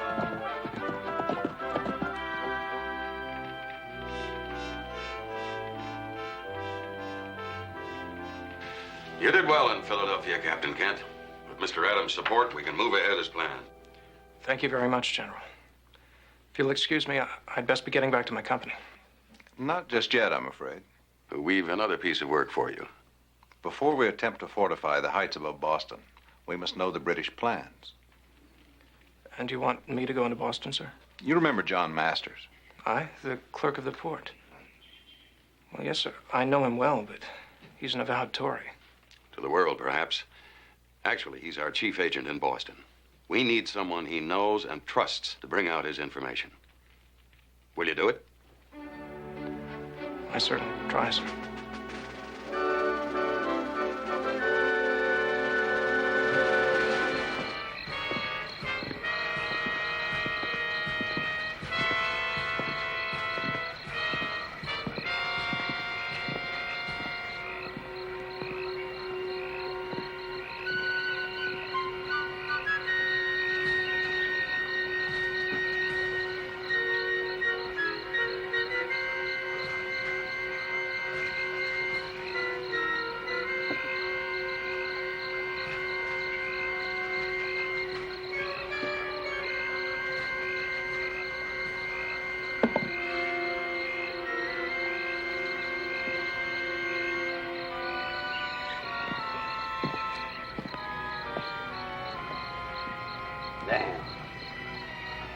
worse than waiting for the squeezers to ferment. Listen, Hef. Hey, you got me here. You can stay and wait for me for a minute. You're gonna meet that fella in the tavern, didn't you? After all this, I need a drink.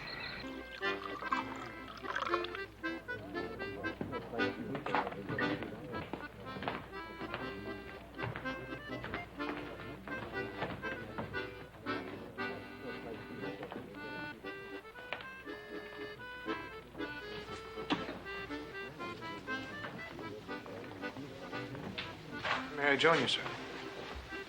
Sit down. We haven't much time, Philip. I think they may suspect me. Here, take it. Just see that it gets back safely.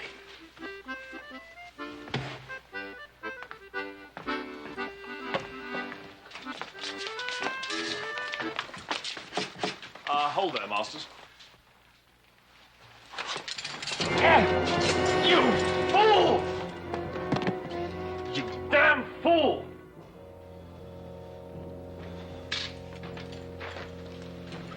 All right. This man came in here to meet with someone. Who was it?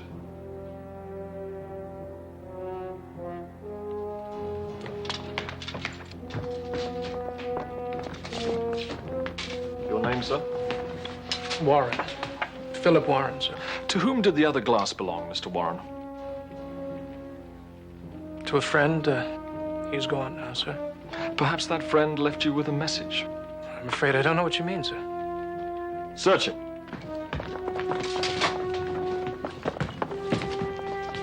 Why are you doing this? I'm a loyal subject of His Majesty.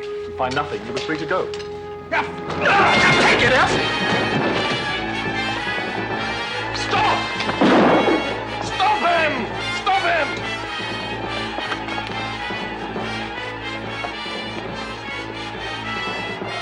Who is he? Where can he be found? Why, who is that, Lieutenant? You won't be so cocksure when we put a rope around your neck. Take him away.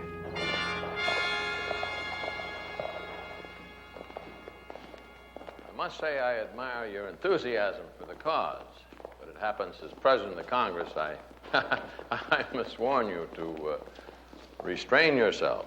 I appreciate your responsibilities, Mr. Hancock. I only wish that you were equally appreciative of mine. I fail to follow what that means, sir. I believe we're attempting to fight a war, or am I wrong? I mean, sir, should we be more moderate about our deliberations than the Army is in the field? Should we allow ourselves the luxury of quibbling over petty details while our cause goes down in defeat? Must I remind you, sir, that we are both on the same side? About that, I'm not too sure. Mr. Hancock, you of all people must recognize that this debate has gone on far too long. Damn it, sir, we are in rebellion. We have crossed a bridge and burned it behind us. Now let us say so. To King George, to his ministers, and to the world. Ah, the voice of youth, promoting eloquence at the price of patience and wisdom. Sir, it's a pity that the Army lost the use of your services. You would have been a great leader of men. Well, I must be off on business. Good day to you, sir.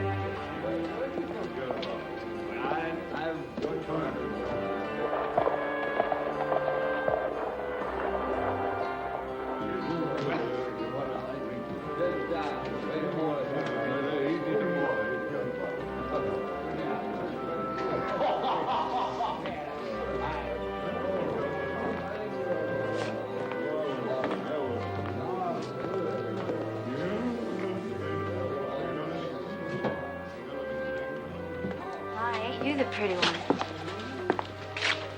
What can I get you? Just an ale, please. Ale it is, mister.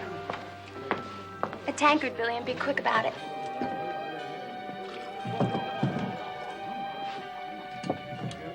Thank you.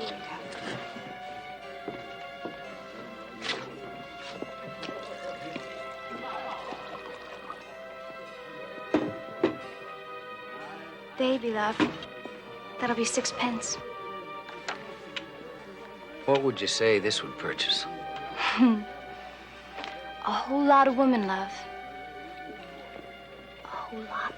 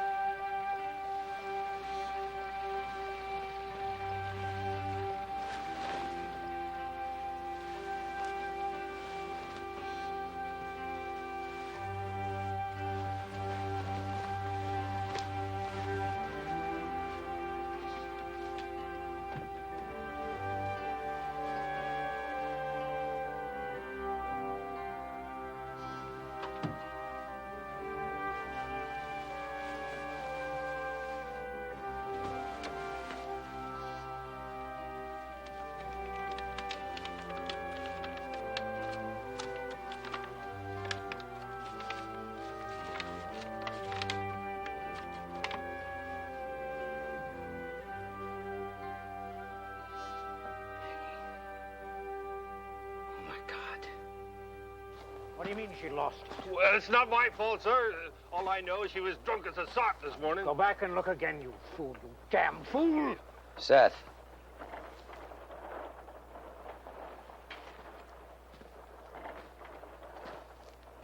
Is this what you're looking for?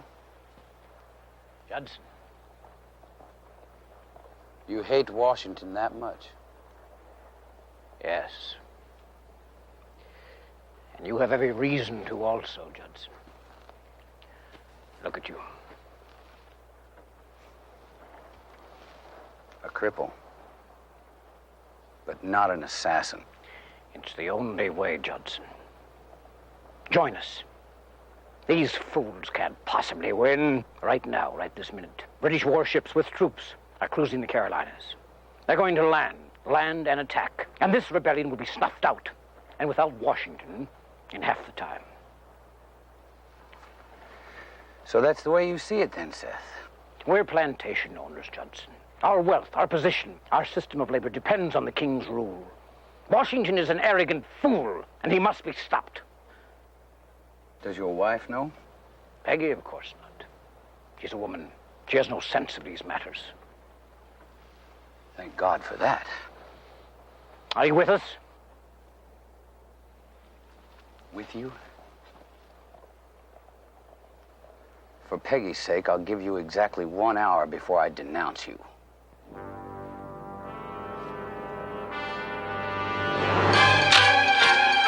Come on, shoot him!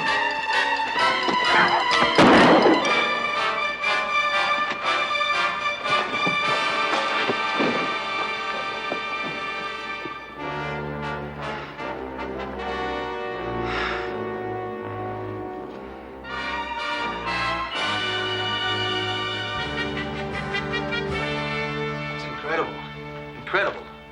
An assassination plot within Washington's own personal guard and influenced right here in Philadelphia. The tavern wench, Alice? Alice O'Mara. I'm sure the right bribe or threat would loosen her tongue enough to identify her contacts. And this Trumbull, probably directly spying for Howe, and he conspired with Alice where Judson and Seth MacLaine discovered them.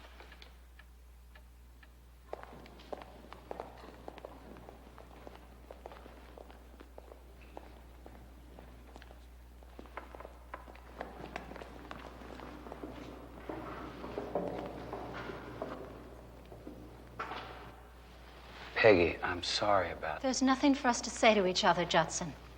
What? How could you do it? What are you talking about? I know Seth. He was never a hero. He was not that brave. He'd never have gotten involved in such activities on his own. Peggy, Somehow you arranged it. You killed him, Judson, or you got him killed. Do you think I could live like that? Do you hold me in such low esteem as to think that you and I could be happy together under those circumstances? Peggy, there's so much that you don't understand. And I don't care to. I'll be going home tomorrow. Please, don't ever try and see me again.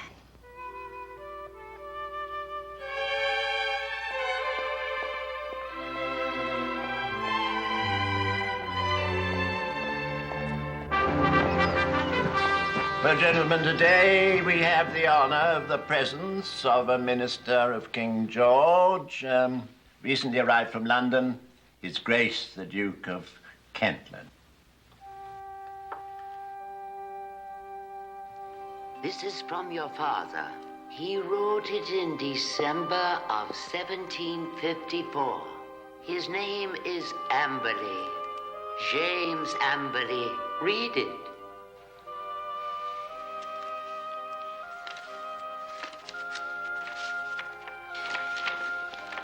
This is a letter I promised you in Paris. By the witnessing below, I declare in sight of Almighty God that my natural son, Philippe, is hereby acknowledged by me, James Amberley, Duke of Kentland. Yes, Philippe. You are a nobleman by birth, the son of an English lord. You may proceed, General. Thank you, Your Grace. Is the prisoner prepared to hear the findings of this court? Aye. It is the finding of this tribunal that the prisoner Philip Warren be found guilty. You will be sent to the gallows where you will be hanged until death, and may God have mercy on your soul.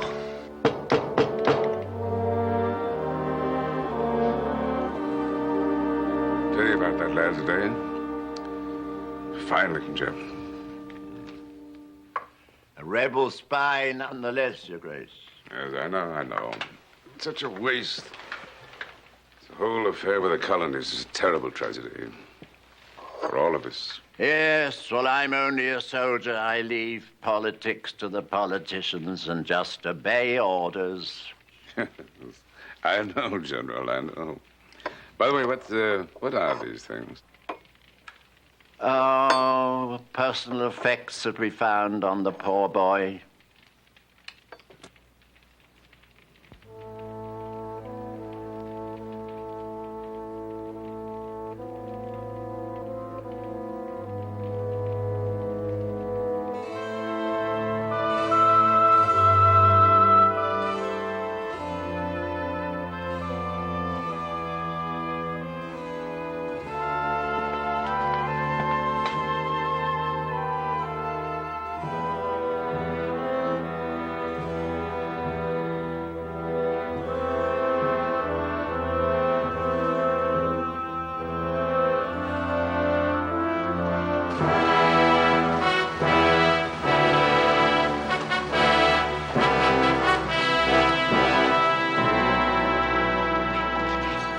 I'll be right outside, Your Grace, if you need me. Thank you, Sergeant. I'm quite sure that the prisoner will not prove violent. Very good, Your Grace. Just let me know when you want to read, then. Well, if you've come to interrogate me, there's nothing I'm obliged to tell you. Put your mind at ease, Mr. Warren. Those matters are best left to the military. Then what, sir? My being here is entirely personal. In what way personal? I'm curious to know how you came by this ring. I understand it was taken from you when you were arrested. I bought it. Where? Here in Boston. When exactly? 2, 3 years ago. I cannot be certain. And from whom did you buy it? A stranger. One night in a tavern. And did this stranger tell you how he came by it? No, he did not. Curious design, don't you think? Hmm? Rather unusual. I found it so. Not that unusual. I can assure you that it is very unusual. As a matter of fact, to my knowledge, there are now only 2 like it in the world. And there is the other. It is my family crest, you see. That is a strange coincidence, sir. Yes, isn't it? Gardez-vous, mon fils. It's even a stranger coincidence. The rebel spy understands French. Where did you learn the language, Mr. Warren?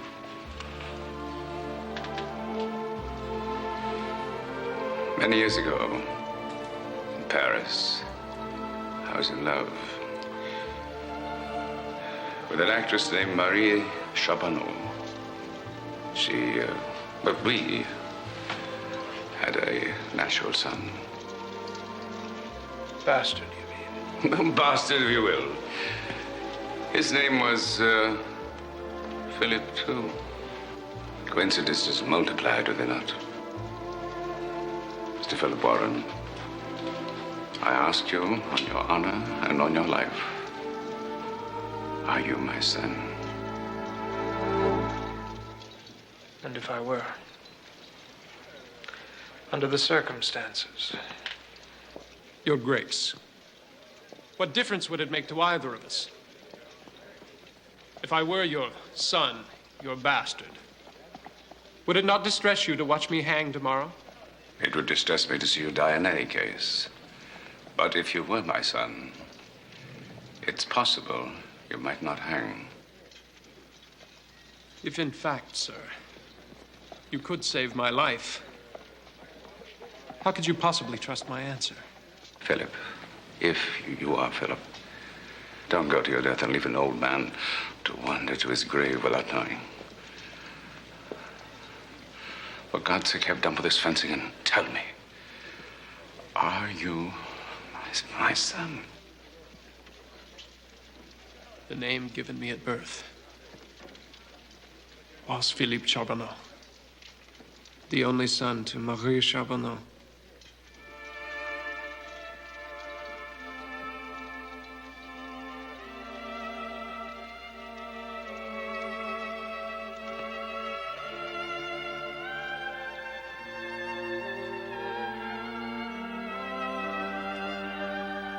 Philip.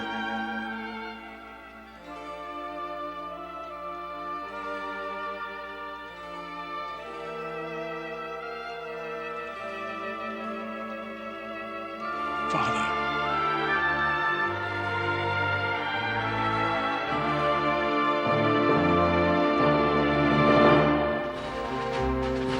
On the night of March 4th, 1776, acting on the information brought back by F. Tate, Washington fortified the heights overlooking Boston. By morning, the city would lay naked before the American artillery.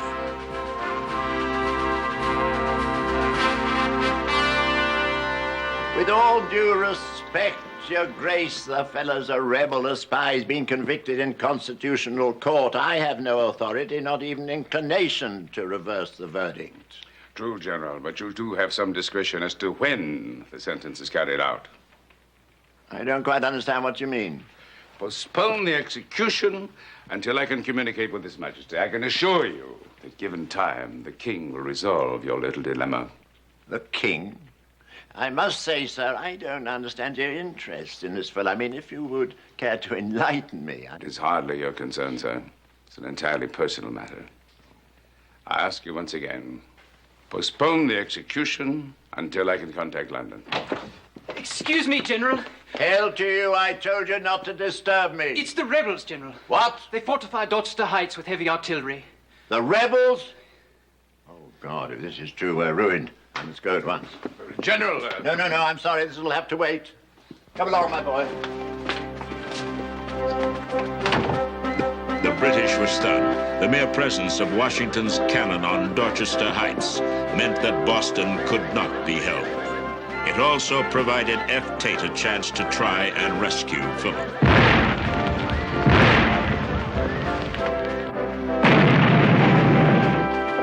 They're firing on us from Dorchester Heights. They mean to destroy headquarters first.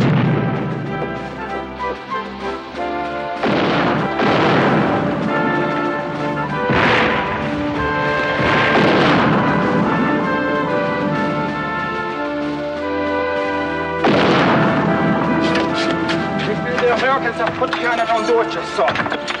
They're out to destroy Boston. We best evacuate. You stay in position, Private.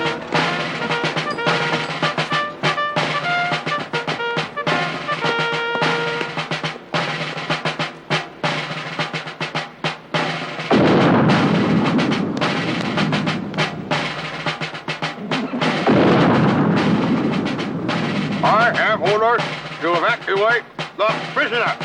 You're not British.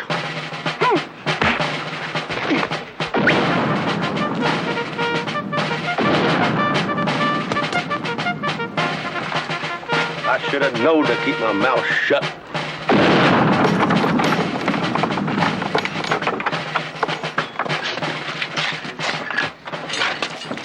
Don't try, friend. This for travel, boy? Damn right I am. How'd you find me? Easy. Only British jail in town. Come on. Come on, come on. Thank you, Lucas.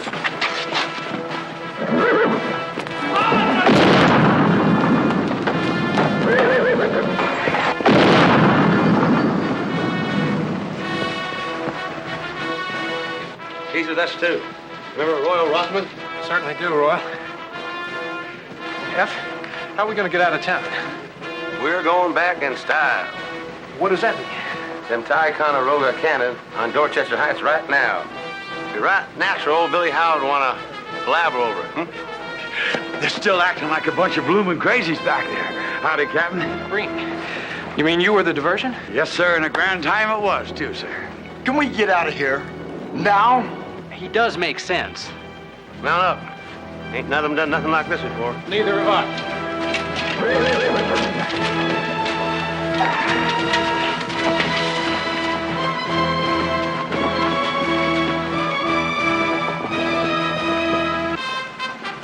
What's the matter? We need something to remember this day by, F. We don't stay alive, we won't be remembering nothing. You ride on ahead if you're a mind.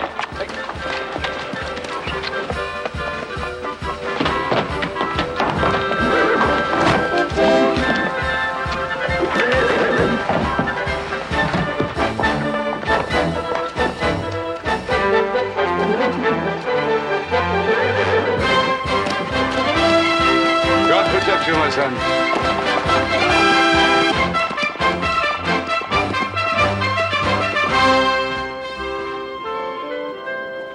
Threatened by the guns on Dorchester Heights, the British had evacuated Boston without a fight.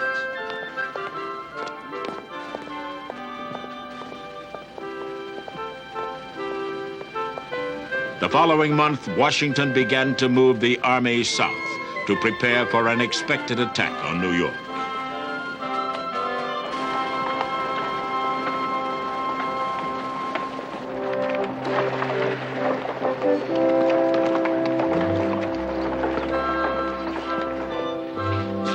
Sam? Philip! Philip, how are you? How are you, Sam? I'm fine. Just fine. I'm just trying to get operating again. You know, since Ben Eads died, I'm afraid this place is a little more than I can handle. Sam, I'd like to introduce you to a very close friend of mine, Mr. F. Tate. Sam Gill. Nice to see you, Mr. Tate. How do you do, Mr. Gill? Phillips told me a lot about you. Yes, I believe we all owe the life of this young man to you, Mr. Tate. Just his birthing. Miss Brumple can take credit for the rest. Well, she's a fine woman. For which I'm very grateful. You know, it's hard enough having to leave, Sam, but now at least I know the boy will be in good hands. You going to New York, then? Aye. Prince William Company heads out tomorrow. Then it might be a while before we see you again. I'm afraid so. I have a feeling it's going to be a very long war. Well, then I'm afraid we have something we ought to talk about. Mr. Tate, would you excuse us a bit? Be my pleasure. Think Abraham and I can take a turn around town. You don't fall asleep.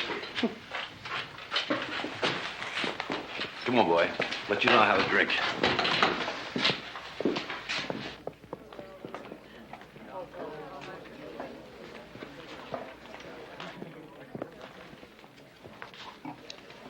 know, Philip, a man could get killed in this war. Well, you needn't worry about me, Sam. Been taking care of myself for quite some time now. It's not you I'm worrying about, Philip. You're a man. Take your chances with life just like everybody else. No. It's young Abraham I'm thinking about. What's going to happen to him if you don't come back? Mrs. Brumple said she'd look after him. Oh, that's fine. But is Mrs. Brumple going to teach him a trade? See to what kind of a life he makes for himself when he's grown? Sam, I believe you're getting at something. You're damn right I am. You leave the boy to me. If anything happens, I'll take him into the shop. I'll teach him to be a printer like both of us are. Hell, I've got no kin left. I'll even leave him in the shop when the time comes. Now, what do you say? Sam, it's just too generous. No, you listen to me. I couldn't possibly accept it. But let me propose this. You need money to get the shop operating again. And I'll put up what Anne's father left us, 500 pounds. In return, we'll become partners. And that way, no matter what happens, we'll all still have a future. Done.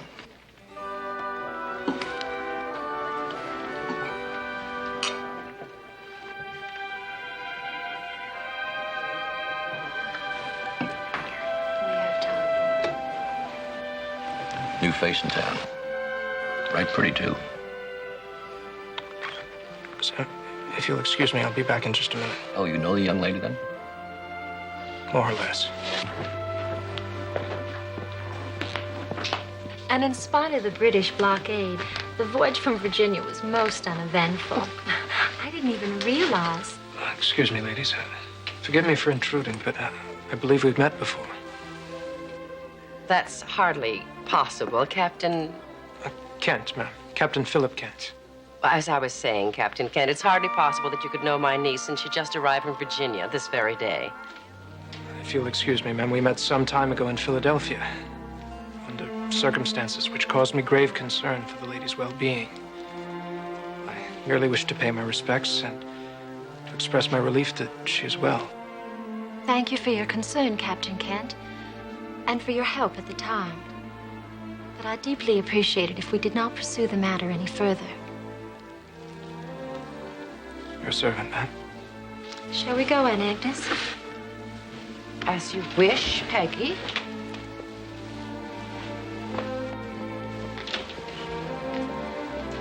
I'm sorry, Captain Kent.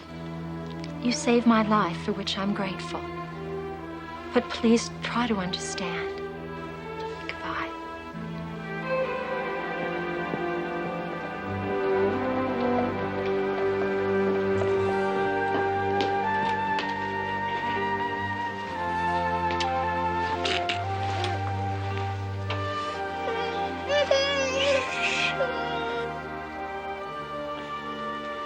Care for him well, Mrs. Brumple. We may be gone quite some time. Don't you worry. Abraham's in better hands than you are.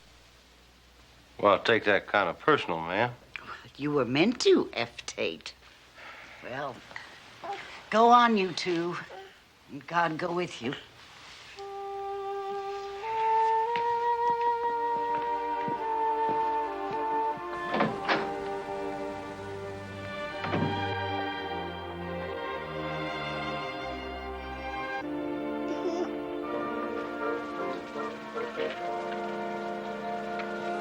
The support of this declaration, with a firm reliance on the protection of divine providence, we mutually pledge to each other our lives, our fortunes, and our sacred honor. It's good, Tom. Very eloquent and get to the point. It's magnificent. It's a document men will fight for. Let's hope you're right, Judson. Resisting the king's oppression is one thing. Declaring our independence is a much more drastic step. I fear many of our people may not yet be prepared to go so far. That's why this document must be ratified. We came into this fight only to redress our grievances as Englishmen. But we're far past that point now, and we can never go back. Independence is our only salvation. And this declaration will convince the skeptics and the world that the future is ours, and ours alone. Well said, Fletcher. But I still think that we should include the original provision against slavery. As do we all. But there's no hope for it. Not at this time. Tom's right. We'll have trouble enough getting this draft through. To bring up the slavery issue, we'll just split the Congress apart. It would seem to me, gentlemen, that wisdom dictates that we only fight one war at a time. Very well. But I'm not much given to compromising on principles. Sir, if any of us were prone to compromise, I doubt we'd be here.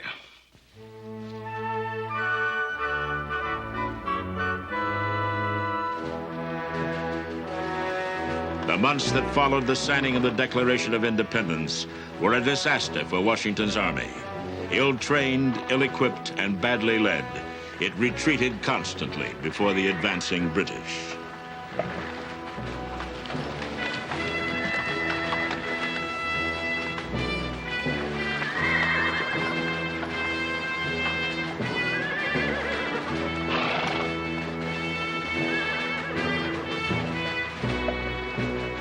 I don't know about you.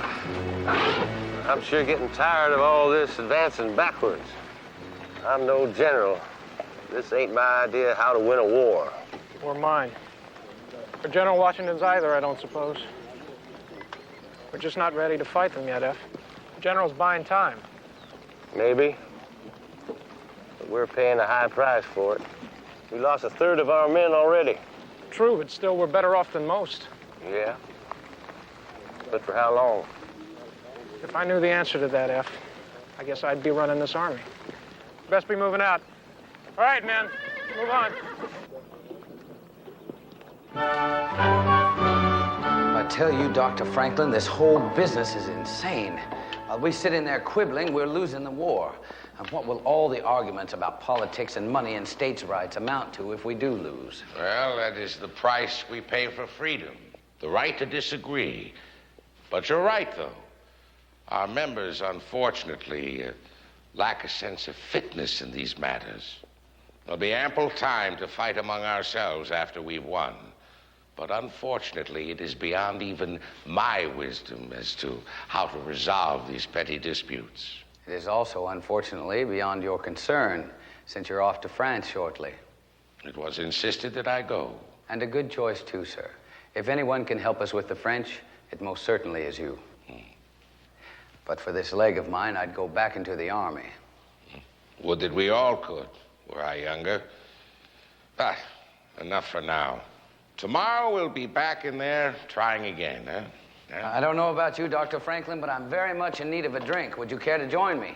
Well, I'm afraid I have another engagement, but thank you. Forgive an old man for being presumptuous, Judson, but I somehow get the feeling that your frustrations are more personal than political. And if they were? It would serve both yourself and your country best by keeping them separated. One problem does not solve another. Good day, Judson.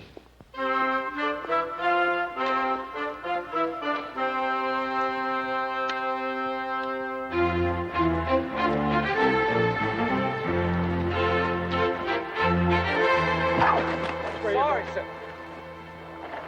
Judson. Philip. What happened to you?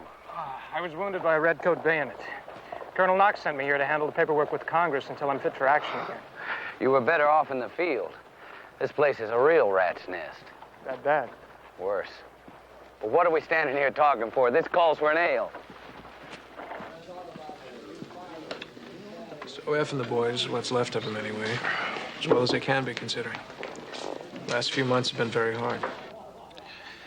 Things haven't been going well here either. Everybody's picking over the bones of a very sick eagle.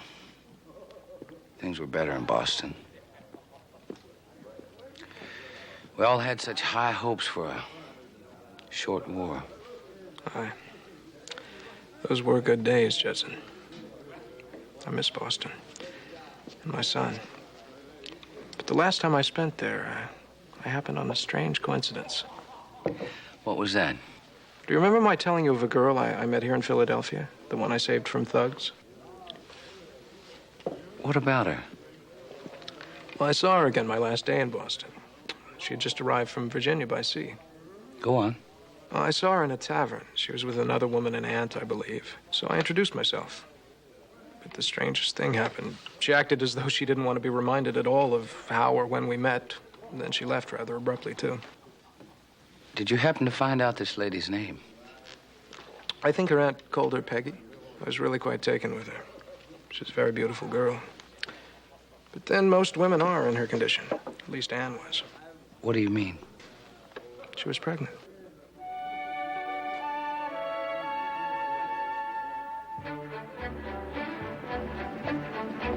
That same night, Judson Fletcher left for Boston.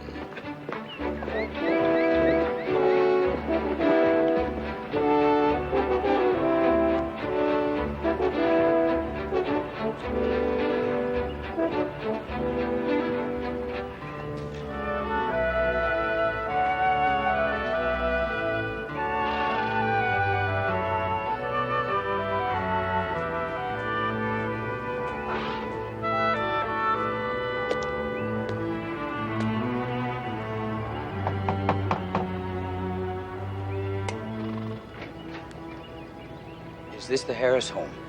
I'm Mrs. Harris. Yes, ma'am. I understand you're the aunt of Peggy Ashford McLean. I am. I'd like to see her, if I may. My name is Judson Fletcher. Please, come in.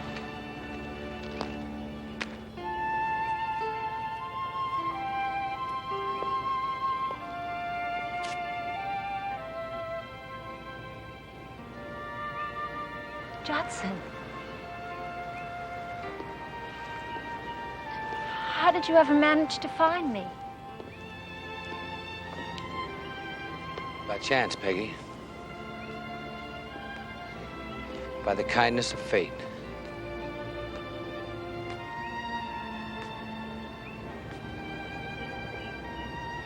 That's our child you're carrying, isn't it? Judson, Isn't it? Yes. And you weren't going to tell me about it, were you?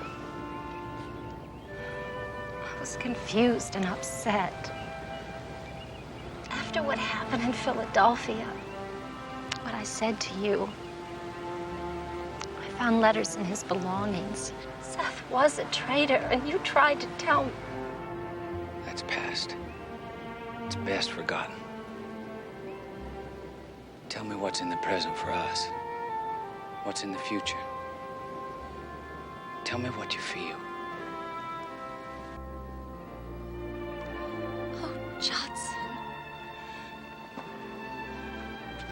I do love you. I do.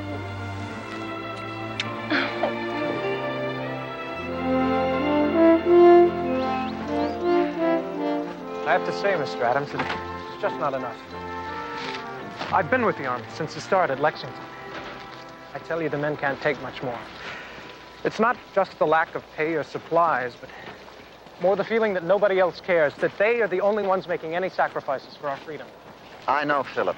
I understand. There are a few of us who really do. And we try our best, but...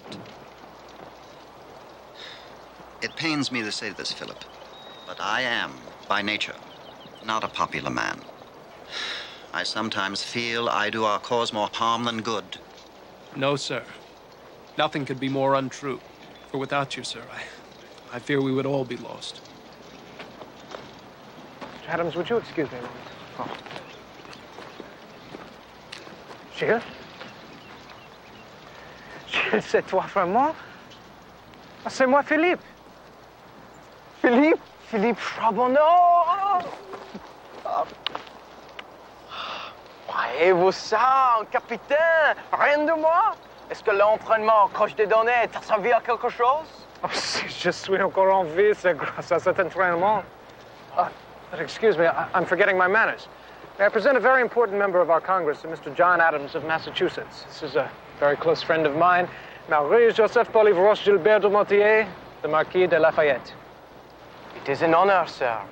We have heard very good things of you in Paris. Oh, well, I thank you, sir. And welcome to our city. Thank you, sir. I only wish all of your countrymen felt as you do. I don't follow your meaning. Allow me to explain. King Louis and his queen, they know my enthusiasm for your cause, but they do not wish me to leave France. In fact, the king, he forbids me to leave France. So, what do? I disguise myself as a postboy to escape to Bordeaux. I buy myself a merchant ship and have it outfitted for a voyage to America. I travel 900 miles from South Carolina. I have references from your Dr. Franklin. I have done all this to serve a great cause for liberté.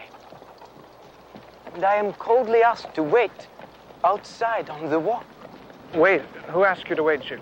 Mr. Lovell, a member of your Congress, I believe. Lovell. An officious fool if there ever was one. I'm sure you could help, sir. I will certainly look into the matter. And I assure you, Monsieur le Marquis, that in these times, we here in America can use all the help we can get. And we are by no means too proud to accept it. Now, if you will excuse me, gentlemen. A very impressive man, that one. An important man, and a very dedicated one, too. Good. Then he may be of some help after all. So it is Kent now, not Charbonneau? That's right. I've taken an American name here. What is the name? You are still the Philippe who saved my life.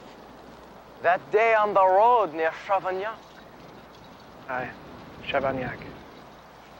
But why are you here? Why are you not with the army? I was wounded. They sent me here to do staff work until I recovered, and now that I'm fit again, they won't return me to my company. La guerre, armies, they are the same the world over. But come, you must tell me all about yourself. If I am to serve, I must understand everything. Let us go. Aren't you supposed to wait here? Wait? For what? You're Mr. Adams. He will solve the problem or he will not. It is no longer my concern. Allons-y! We've missed so much. We've wasted so much time we could have had together. The wonder is that we still have so much life left before us. Peggy, I want you to come to Philadelphia with me right away. Judson, I'm going to have a baby any time now. Then I'll stay here. No. Your work in Philadelphia is too important. If you only knew. But I do know. Even here in Boston, we've heard how strong an arm General Washington has in you. You go, do your work with Congress, and we'll follow as soon as we can. The baby should be at least 3 months old for the journey. All right, then. But we'll be married first. We can't, not now. Why not? You and I know it's our child, but everyone else thinks it's Seth McLean's. How would it look if we married now? Oh, I don't care how it looks. Well, I do. And so will the child when he's older. Oh, darling, we don't want our child going through life bearing that kind of stigma. I love you, Judson. But patience is very important. You know, I'm not a very patient man. Well, then do it for me. We'll marry in Philadelphia.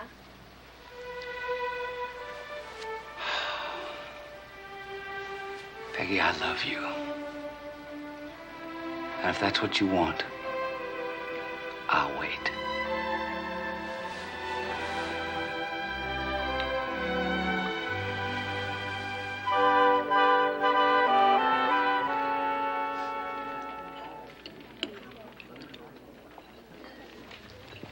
Qu'il bon de te revoir, Philippe. I have been looking for you everywhere. Just sit down. What's all the excitement about? I have been honored today to have been allowed the privilege of becoming a part of the American Army. You got your commission. The Marquis de Lafayette is now a Major General in the American Army. Congratulations, Gilles. Attendez, there is more. I have just finished a marvelous dinner with General Washington, and he has extended me the ultimate honor to join his personal staff. That is an honor, Jules. And he has granted me one other request. You are my friend, Philippe. You helped me get this opportunity to fight in your magnificent rebellion. And for that, I will always be in your debt. Jules, what are you driving at? What was your greatest wish only yesterday? To have my company back, I suppose. You didn't. We are comrades in arms, are we not? Jill, that's wonderful. We leave tomorrow. Tomorrow? Oui. The Marquis de Lafayette, he does not waste the time. Come, we must celebrate. It is our last night among the ladies. We must make the most of it. On y va! After his return to Philadelphia, Judson Fletcher devoted himself to his work in Congress as he awaited news from Boston. Dearest Judson, I'm most pleased to tell you that we now have a daughter, a fine, healthy child, whom I've named Elizabeth.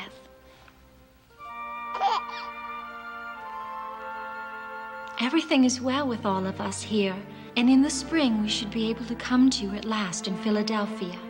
Take care of yourself, my darling. We will both be with you soon. All my love, Peggy.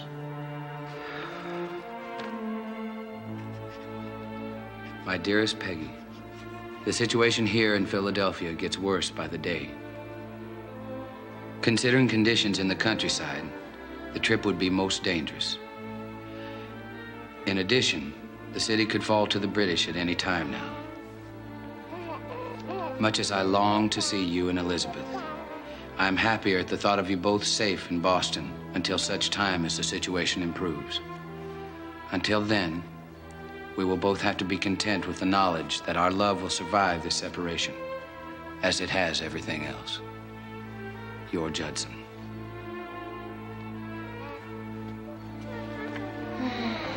Oh, soon, darling. Soon.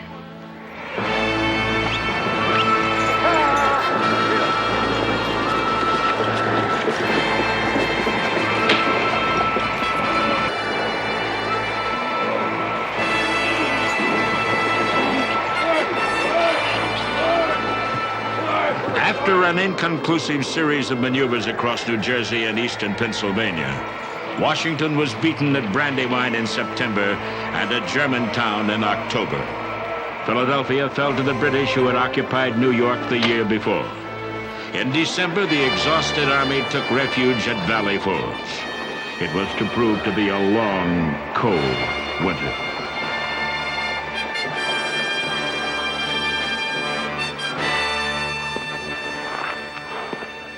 I don't know about you,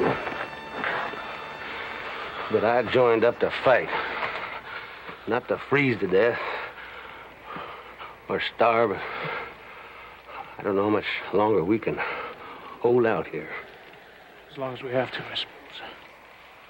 Besides, where else is there to go? Home. There's a lot doing it every day.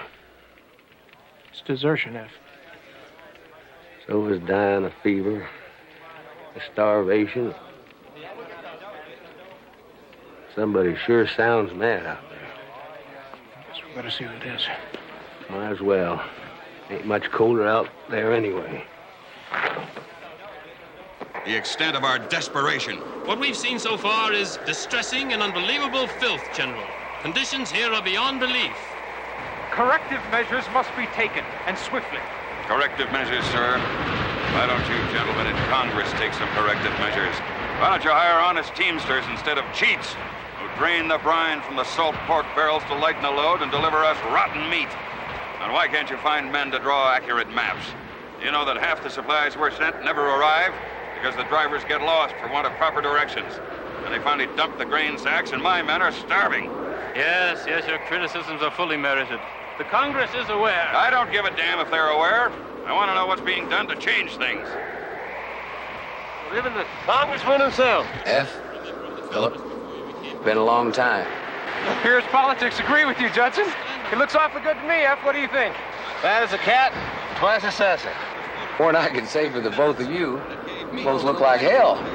Smashing them around here, Judson. That's why we came. See what needs doing. And more supplies are coming. We got to keep this army together, or we're all lost. Right. Now, where's the German officer I was promised for my staff?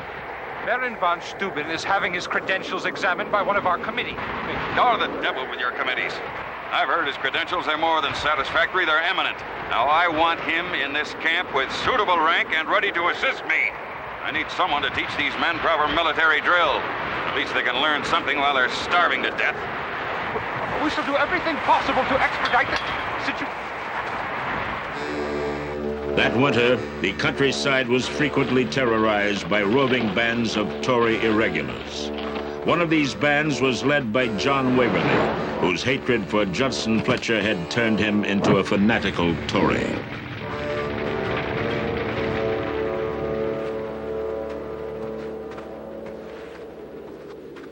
All right, men, fall in!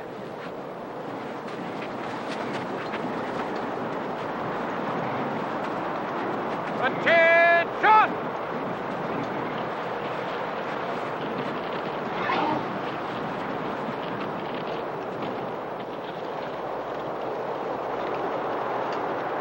Lieber Gott, sollen die Soldaten sein? Einen Schritt vorwärts! Marsch! Somebody ought to tell him to speak English. Well, that would make a lot of sense. Maybe you don't know how. Un pas en avant! Marchez! Je vais avoir besoin d'une patte. Parlez-vous allemand? Je ne parle que le français et l'anglais, monsieur. Well, at least the captain understands him, I think. Can't even speak English. That's going to be our drill master. Shh! He'll hear. Maybe. But he won't understand. Dumm Kopf dort! Halt's Maul, wenn du Information bist!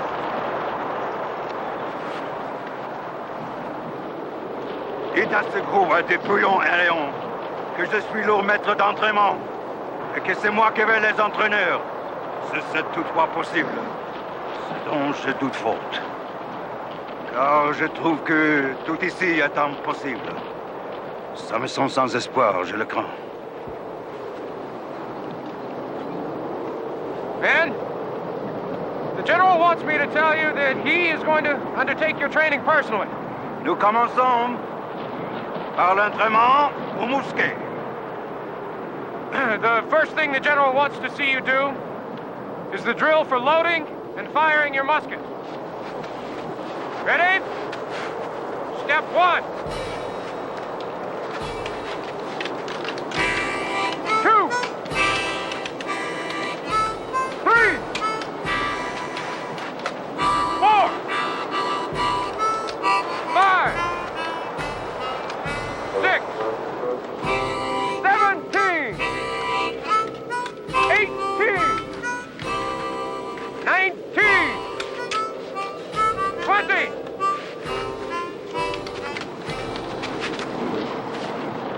Incroyable.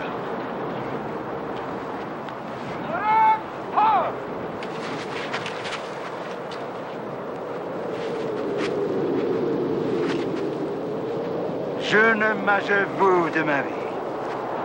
Tant moleste, tant lenture. C'est étonnant que vous ne soyez pas déjà tous morts. C'est pire que ce que je jamais pu faire.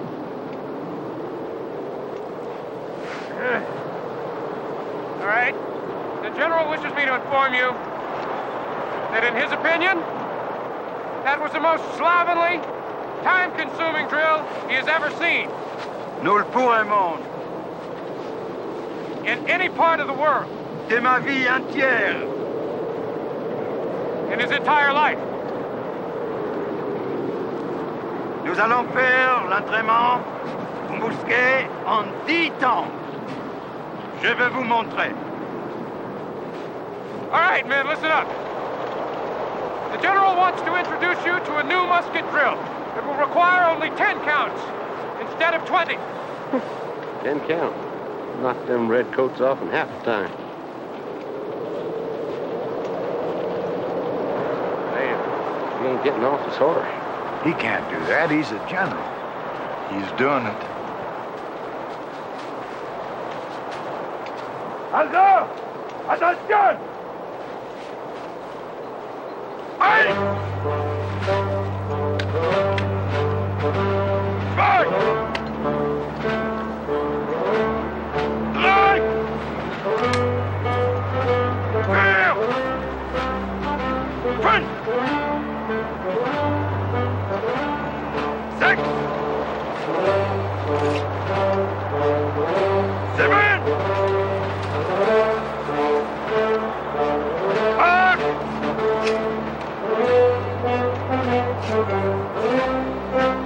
Neun! Zehn!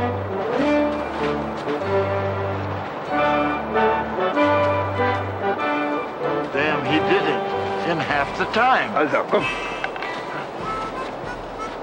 Eins! Acht! Zwei! Kampf! Verdammte Kampf! Also. Eins! Zwei! Nein, nein, nein, nein, komm! Êtes-vous tout aussi, amputés, maladroits? Bien, mon cher mon ami. Sacre nom de Dieu. Dann dégaucherez du dieser imbécile. Also, komm. Eins! Acht! We'll try it once again. Prepare to load. Ready? 1, 2, 3, 4, 5, 6, 7,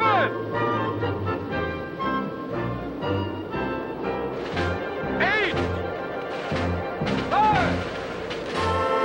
7,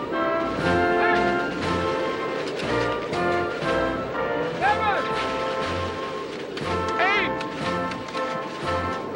9, 10.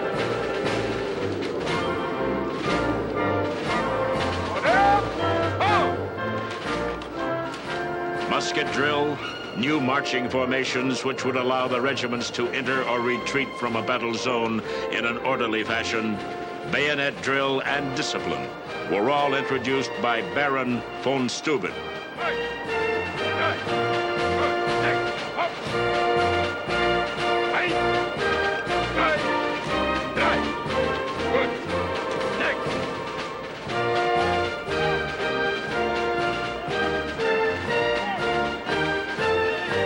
Supplies improved, soap became available, and the men washed their clothes as well as themselves.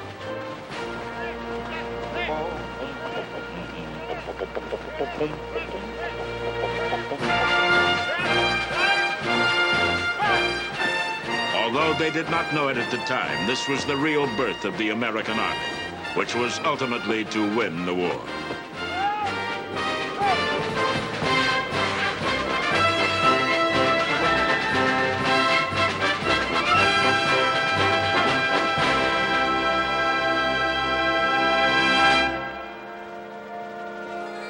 By the way, Gilles, I heard Baron von Steuben was now going to train the mules. I must confess I was wrong about that pompous Prussian windbag. Von Steuben really knows his business. Once in a while, we in Congress get lucky and do something right. Once in a while. I must say, Gilles, you certainly know how to live. This is the best meal we've had in months. Just because we are trapped in this wilderness is no reason not to live in a civilized manner. And I thought the army was starving to death. What is this we had for dinner? Charroti à la Lafayette avec sauce soubise, my own recipe. Charroti? That's French for roast cat. It comes of being a politician, Judson. If you had spent the whole winter with us, you would think it a delicacy. Gilles is right. Being a winter soldier is certainly no prize, and as F said, I joined to fight, not to starve or freeze to death. Getting restless, Philippe? Good. Then maybe you are just the officer I need. Need for what, Joe? General Washington has urgent dispatches for General Gates in the north. You will, of course, need an escort. It is not too safe to travel alone through the countryside these days. Would you care for the assignment?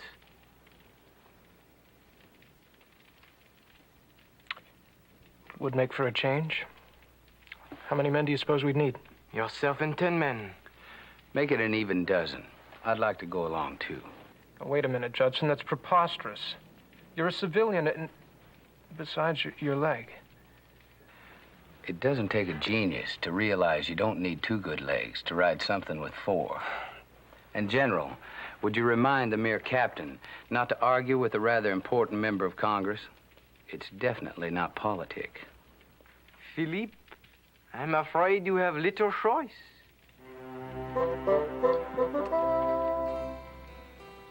Que Dieu te bénisse.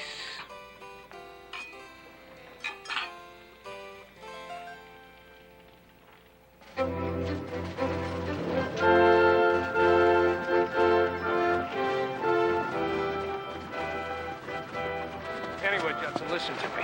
If we should run into any trouble, just remember you're a civilian, please. If I get a congressman shot up, Washington will have my hide. You always did worry too much. The British are all holed up nice, snug, and warm for the winter. And we're too big a party for marauders to attack. There'll be no trouble. Well, let's hope not.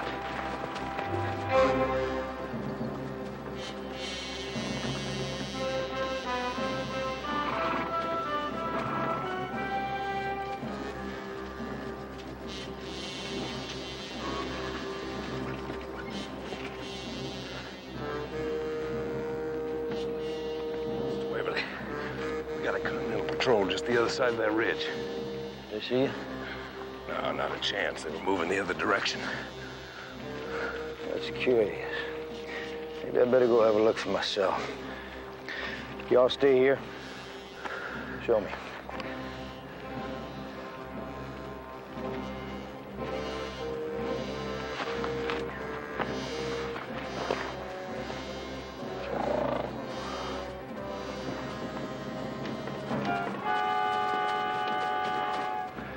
It's him.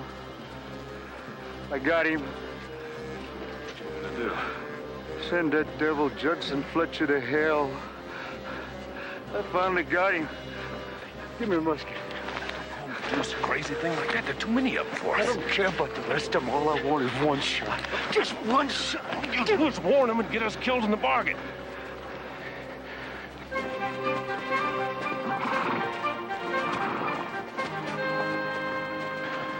Yeah, maybe you're right.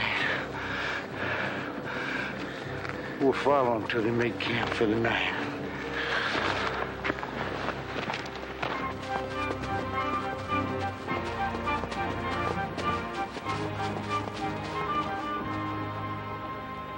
Judson, after this war's over, I think I'll finally be going back to Boston to my own printing house. I made a partnership with Sam Gill, the man who apprenticed me. I'll be going back to Sermon Hill. Place probably gone to hell in my absence. You sound like you finally decided to settle down. Yeah, finally. Well, I got a reason to now. See, I'm gonna be down. Don't anybody move. You're surrounded. I could shoot you right now. Except for the fact that you're gonna hang in the morning as a rebel. Fall back in the tree!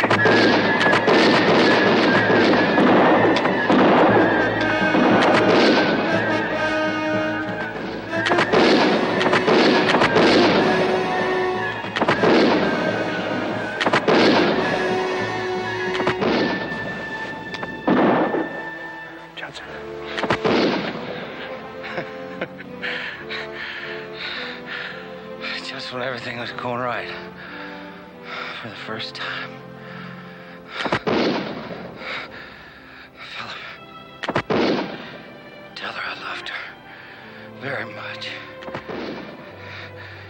Take care of her, Philip. Promise me. Promise me you'll take care of them. I promise you, Judson, but you gotta tell me who. It wasn't even the war. It's a private fight. My father told me.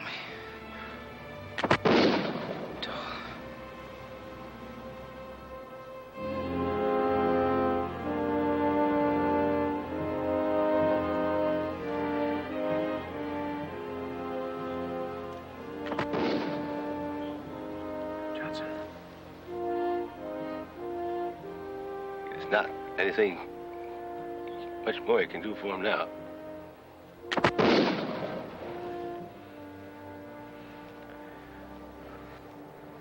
But the rest of us sure have a problem.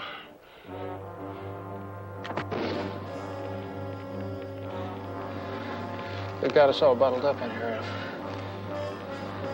The only way they can attack is across that clearing there. If they got a choice, we ain't. The horses are on their side. They can run them off and leave us here to starve. But I guess we'll have to just go out there after. All right, men, who's for it? We all go. Won't we? Yeah! Fix bayonets. Take the left side. We'll take the right. Charge them. Let's move, men.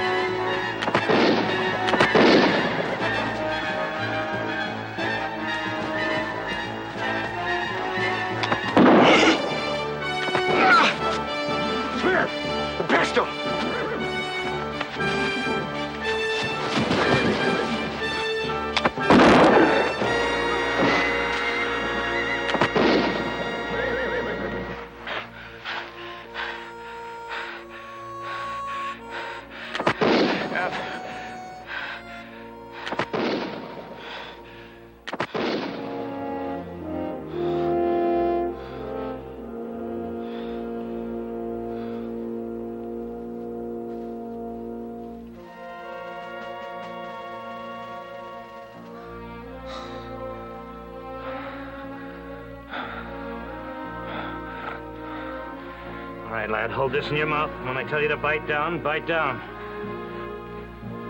Hold him. Bite down.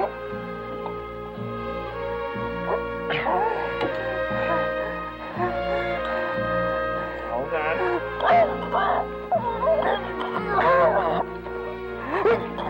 Yes, I got it. All right. Nice and clean, all in one piece.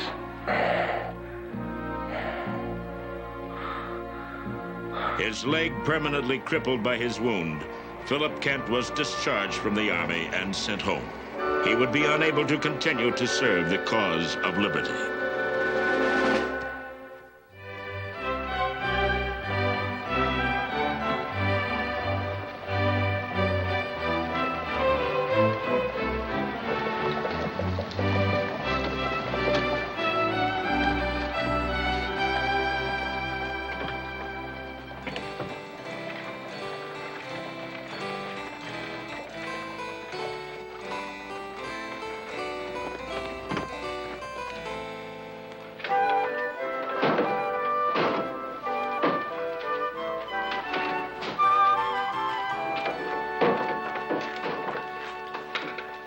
Remember, you must distribute the ink evenly, or the print is likely to smudge.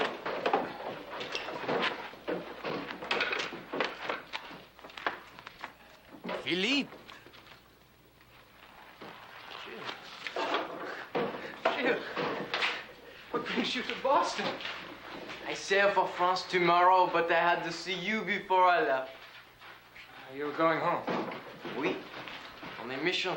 A very important mission. But I will be back as soon as I am able. But you? How are you? Working, as you can see. It's my original trade. Less ink on the center and more on the perimeter of the block. Very distinguished trade, too. Dr. Franklin, I believe he began life as a printer, did he not? He did. But it was in a better time, Jules. There are not so many more important things that needed to be done. You miss the war, then? I do what I can. Right now, we're busy publishing a collection of Thomas Paine's work. Maybe of some use to the cause. It will be of great use to the cause.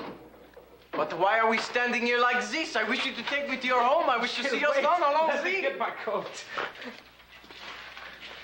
I'll be back shortly, gentlemen. Remember, we have a deadline to meet.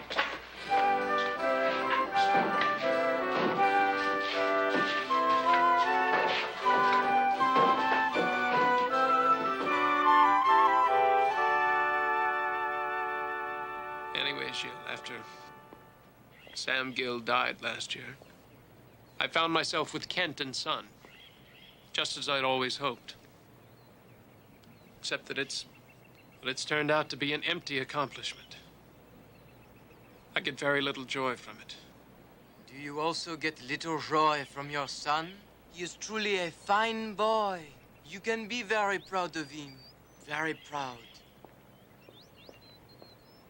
Some refreshments for you, your grace. Oh, please, Mrs. Brumple. Anybody who has been through Valley Forge as we have, he has little need for such elaborate courtesy. Besides, your grace is what your English friends call their dukes. Oh, whatever you say, your sir. Thank you, Mrs. Brumple. I will never understand why you Americans who do not believe in titles are so impressed by them. There are many things that Americans do not understand about themselves, Gilles.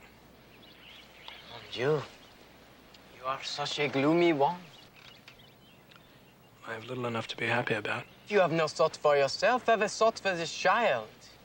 You'll pardon me for saying so, but this black mood of yours, it is intolerable. It is, I told you, Gilles. I've been busy with the Paine book. You need a woman. We have a woman, Mrs. Brumple. She is a housekeeper. She is all the boy needs. He needs a father who will give him some love and compassion rather than the gloom of a cripple. I don't need your lectures, Gilles. Pardon.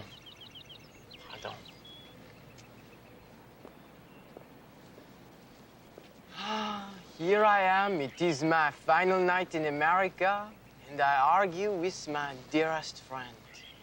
I have a fine dinner to go to, which is being given in my honor, and it will all be spoiled by my friend's glum spirit.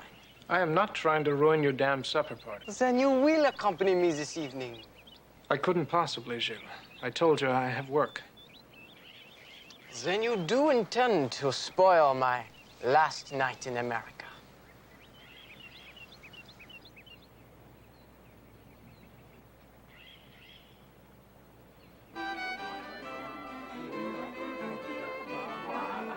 A toast to a great general, General Washington.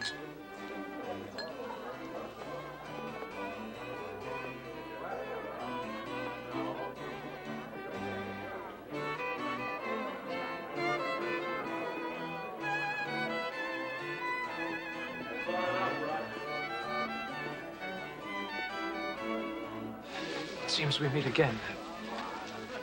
We have met, sir. But it was not by choice. And we have never been introduced. If you'll excuse me. Excusez-moi, ladies. But may I introduce myself? I am the Marquis de Lafayette. General, you need no introduction. All of Boston knows you. I'm Mrs. James Harris. I am your servant, madam. May I present my niece, Peggy Ashford McLean. I'm honored, General. Oh, the honor is all mine. And may I introduce my closest friend, Mr. Philip Kent. How do you do, ladies? Excusez-moi. Mrs. Harris, could I have a moment of your time, please? And Philippe, could you keep the young lady company until I return? It'll be my pleasure, Gilles. Bon. Is the General really your best friend, Mr. Kent? If he wasn't before, ma'am, he certainly is now. Yes, he certainly handled that very neatly. The French are quite good at such things. I suppose they are. What business are you in, Mr. Kent? Printing. I own a print shop in Boston. As a matter of fact, I'm currently publishing a collection of Thomas Paine's work. How interesting. Mr. Payne certainly made a fine contribution to bring all our people together. I'm sure it will do well. I hope so, ma'am. Politics. They interest you, do they? My husband, my late husband, was a member of Congress, and I knew several other members of the Virginia delegation. Did you by chance know a Mr. Judson Fletcher? We served together. He was a very fine man. Yes, I believe I did know him. And you're right, Mr. Kent. Judson. Mr. Fletcher was a very fine man indeed. Mrs. McLean, forgive me, but I must ask you something. Mr. Kent. Please. It's quite important to me. Would you sit down?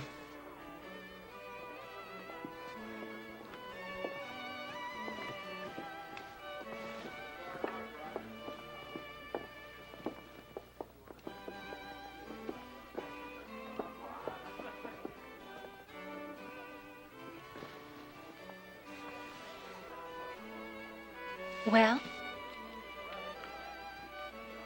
During our expedition to Fort Ticonderoga and afterwards, Judson often spoke to me about a girl he loved very much.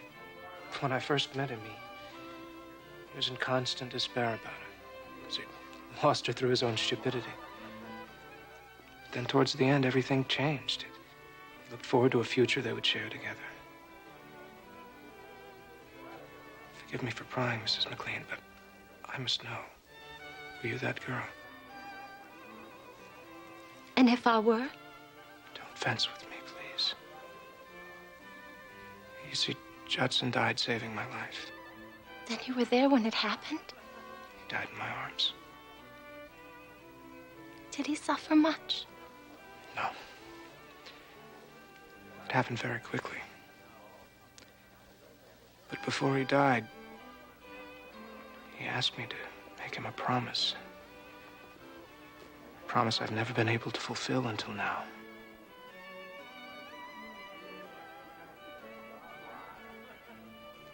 Judson and I were to have been married after my daughter was born. But he was afraid for me to travel to Philadelphia. He wrote that he would come to me here in Boston as soon as he could. But he never did. I believe he was on his way to you when it happened. His last thoughts were of you.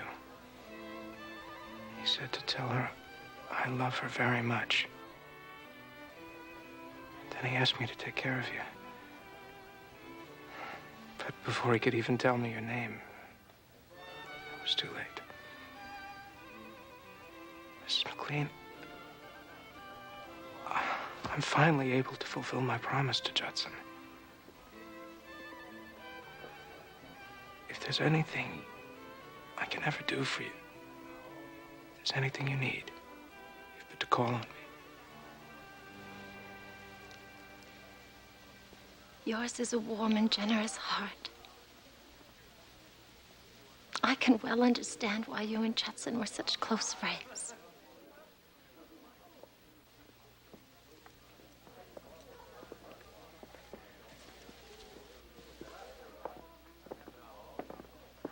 They're going in for dinner now. Yes, I believe they are. If you'd care to escort me, Mr. Kent. I would be most honored, Mrs. McLean.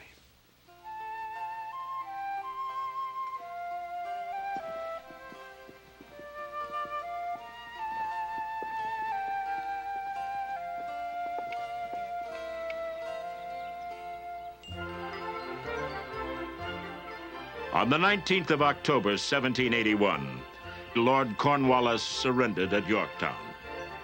The 6-year war for American independence was, to all purposes, won. On that same day, Peggy McLean and Philip Kent were married in Boston.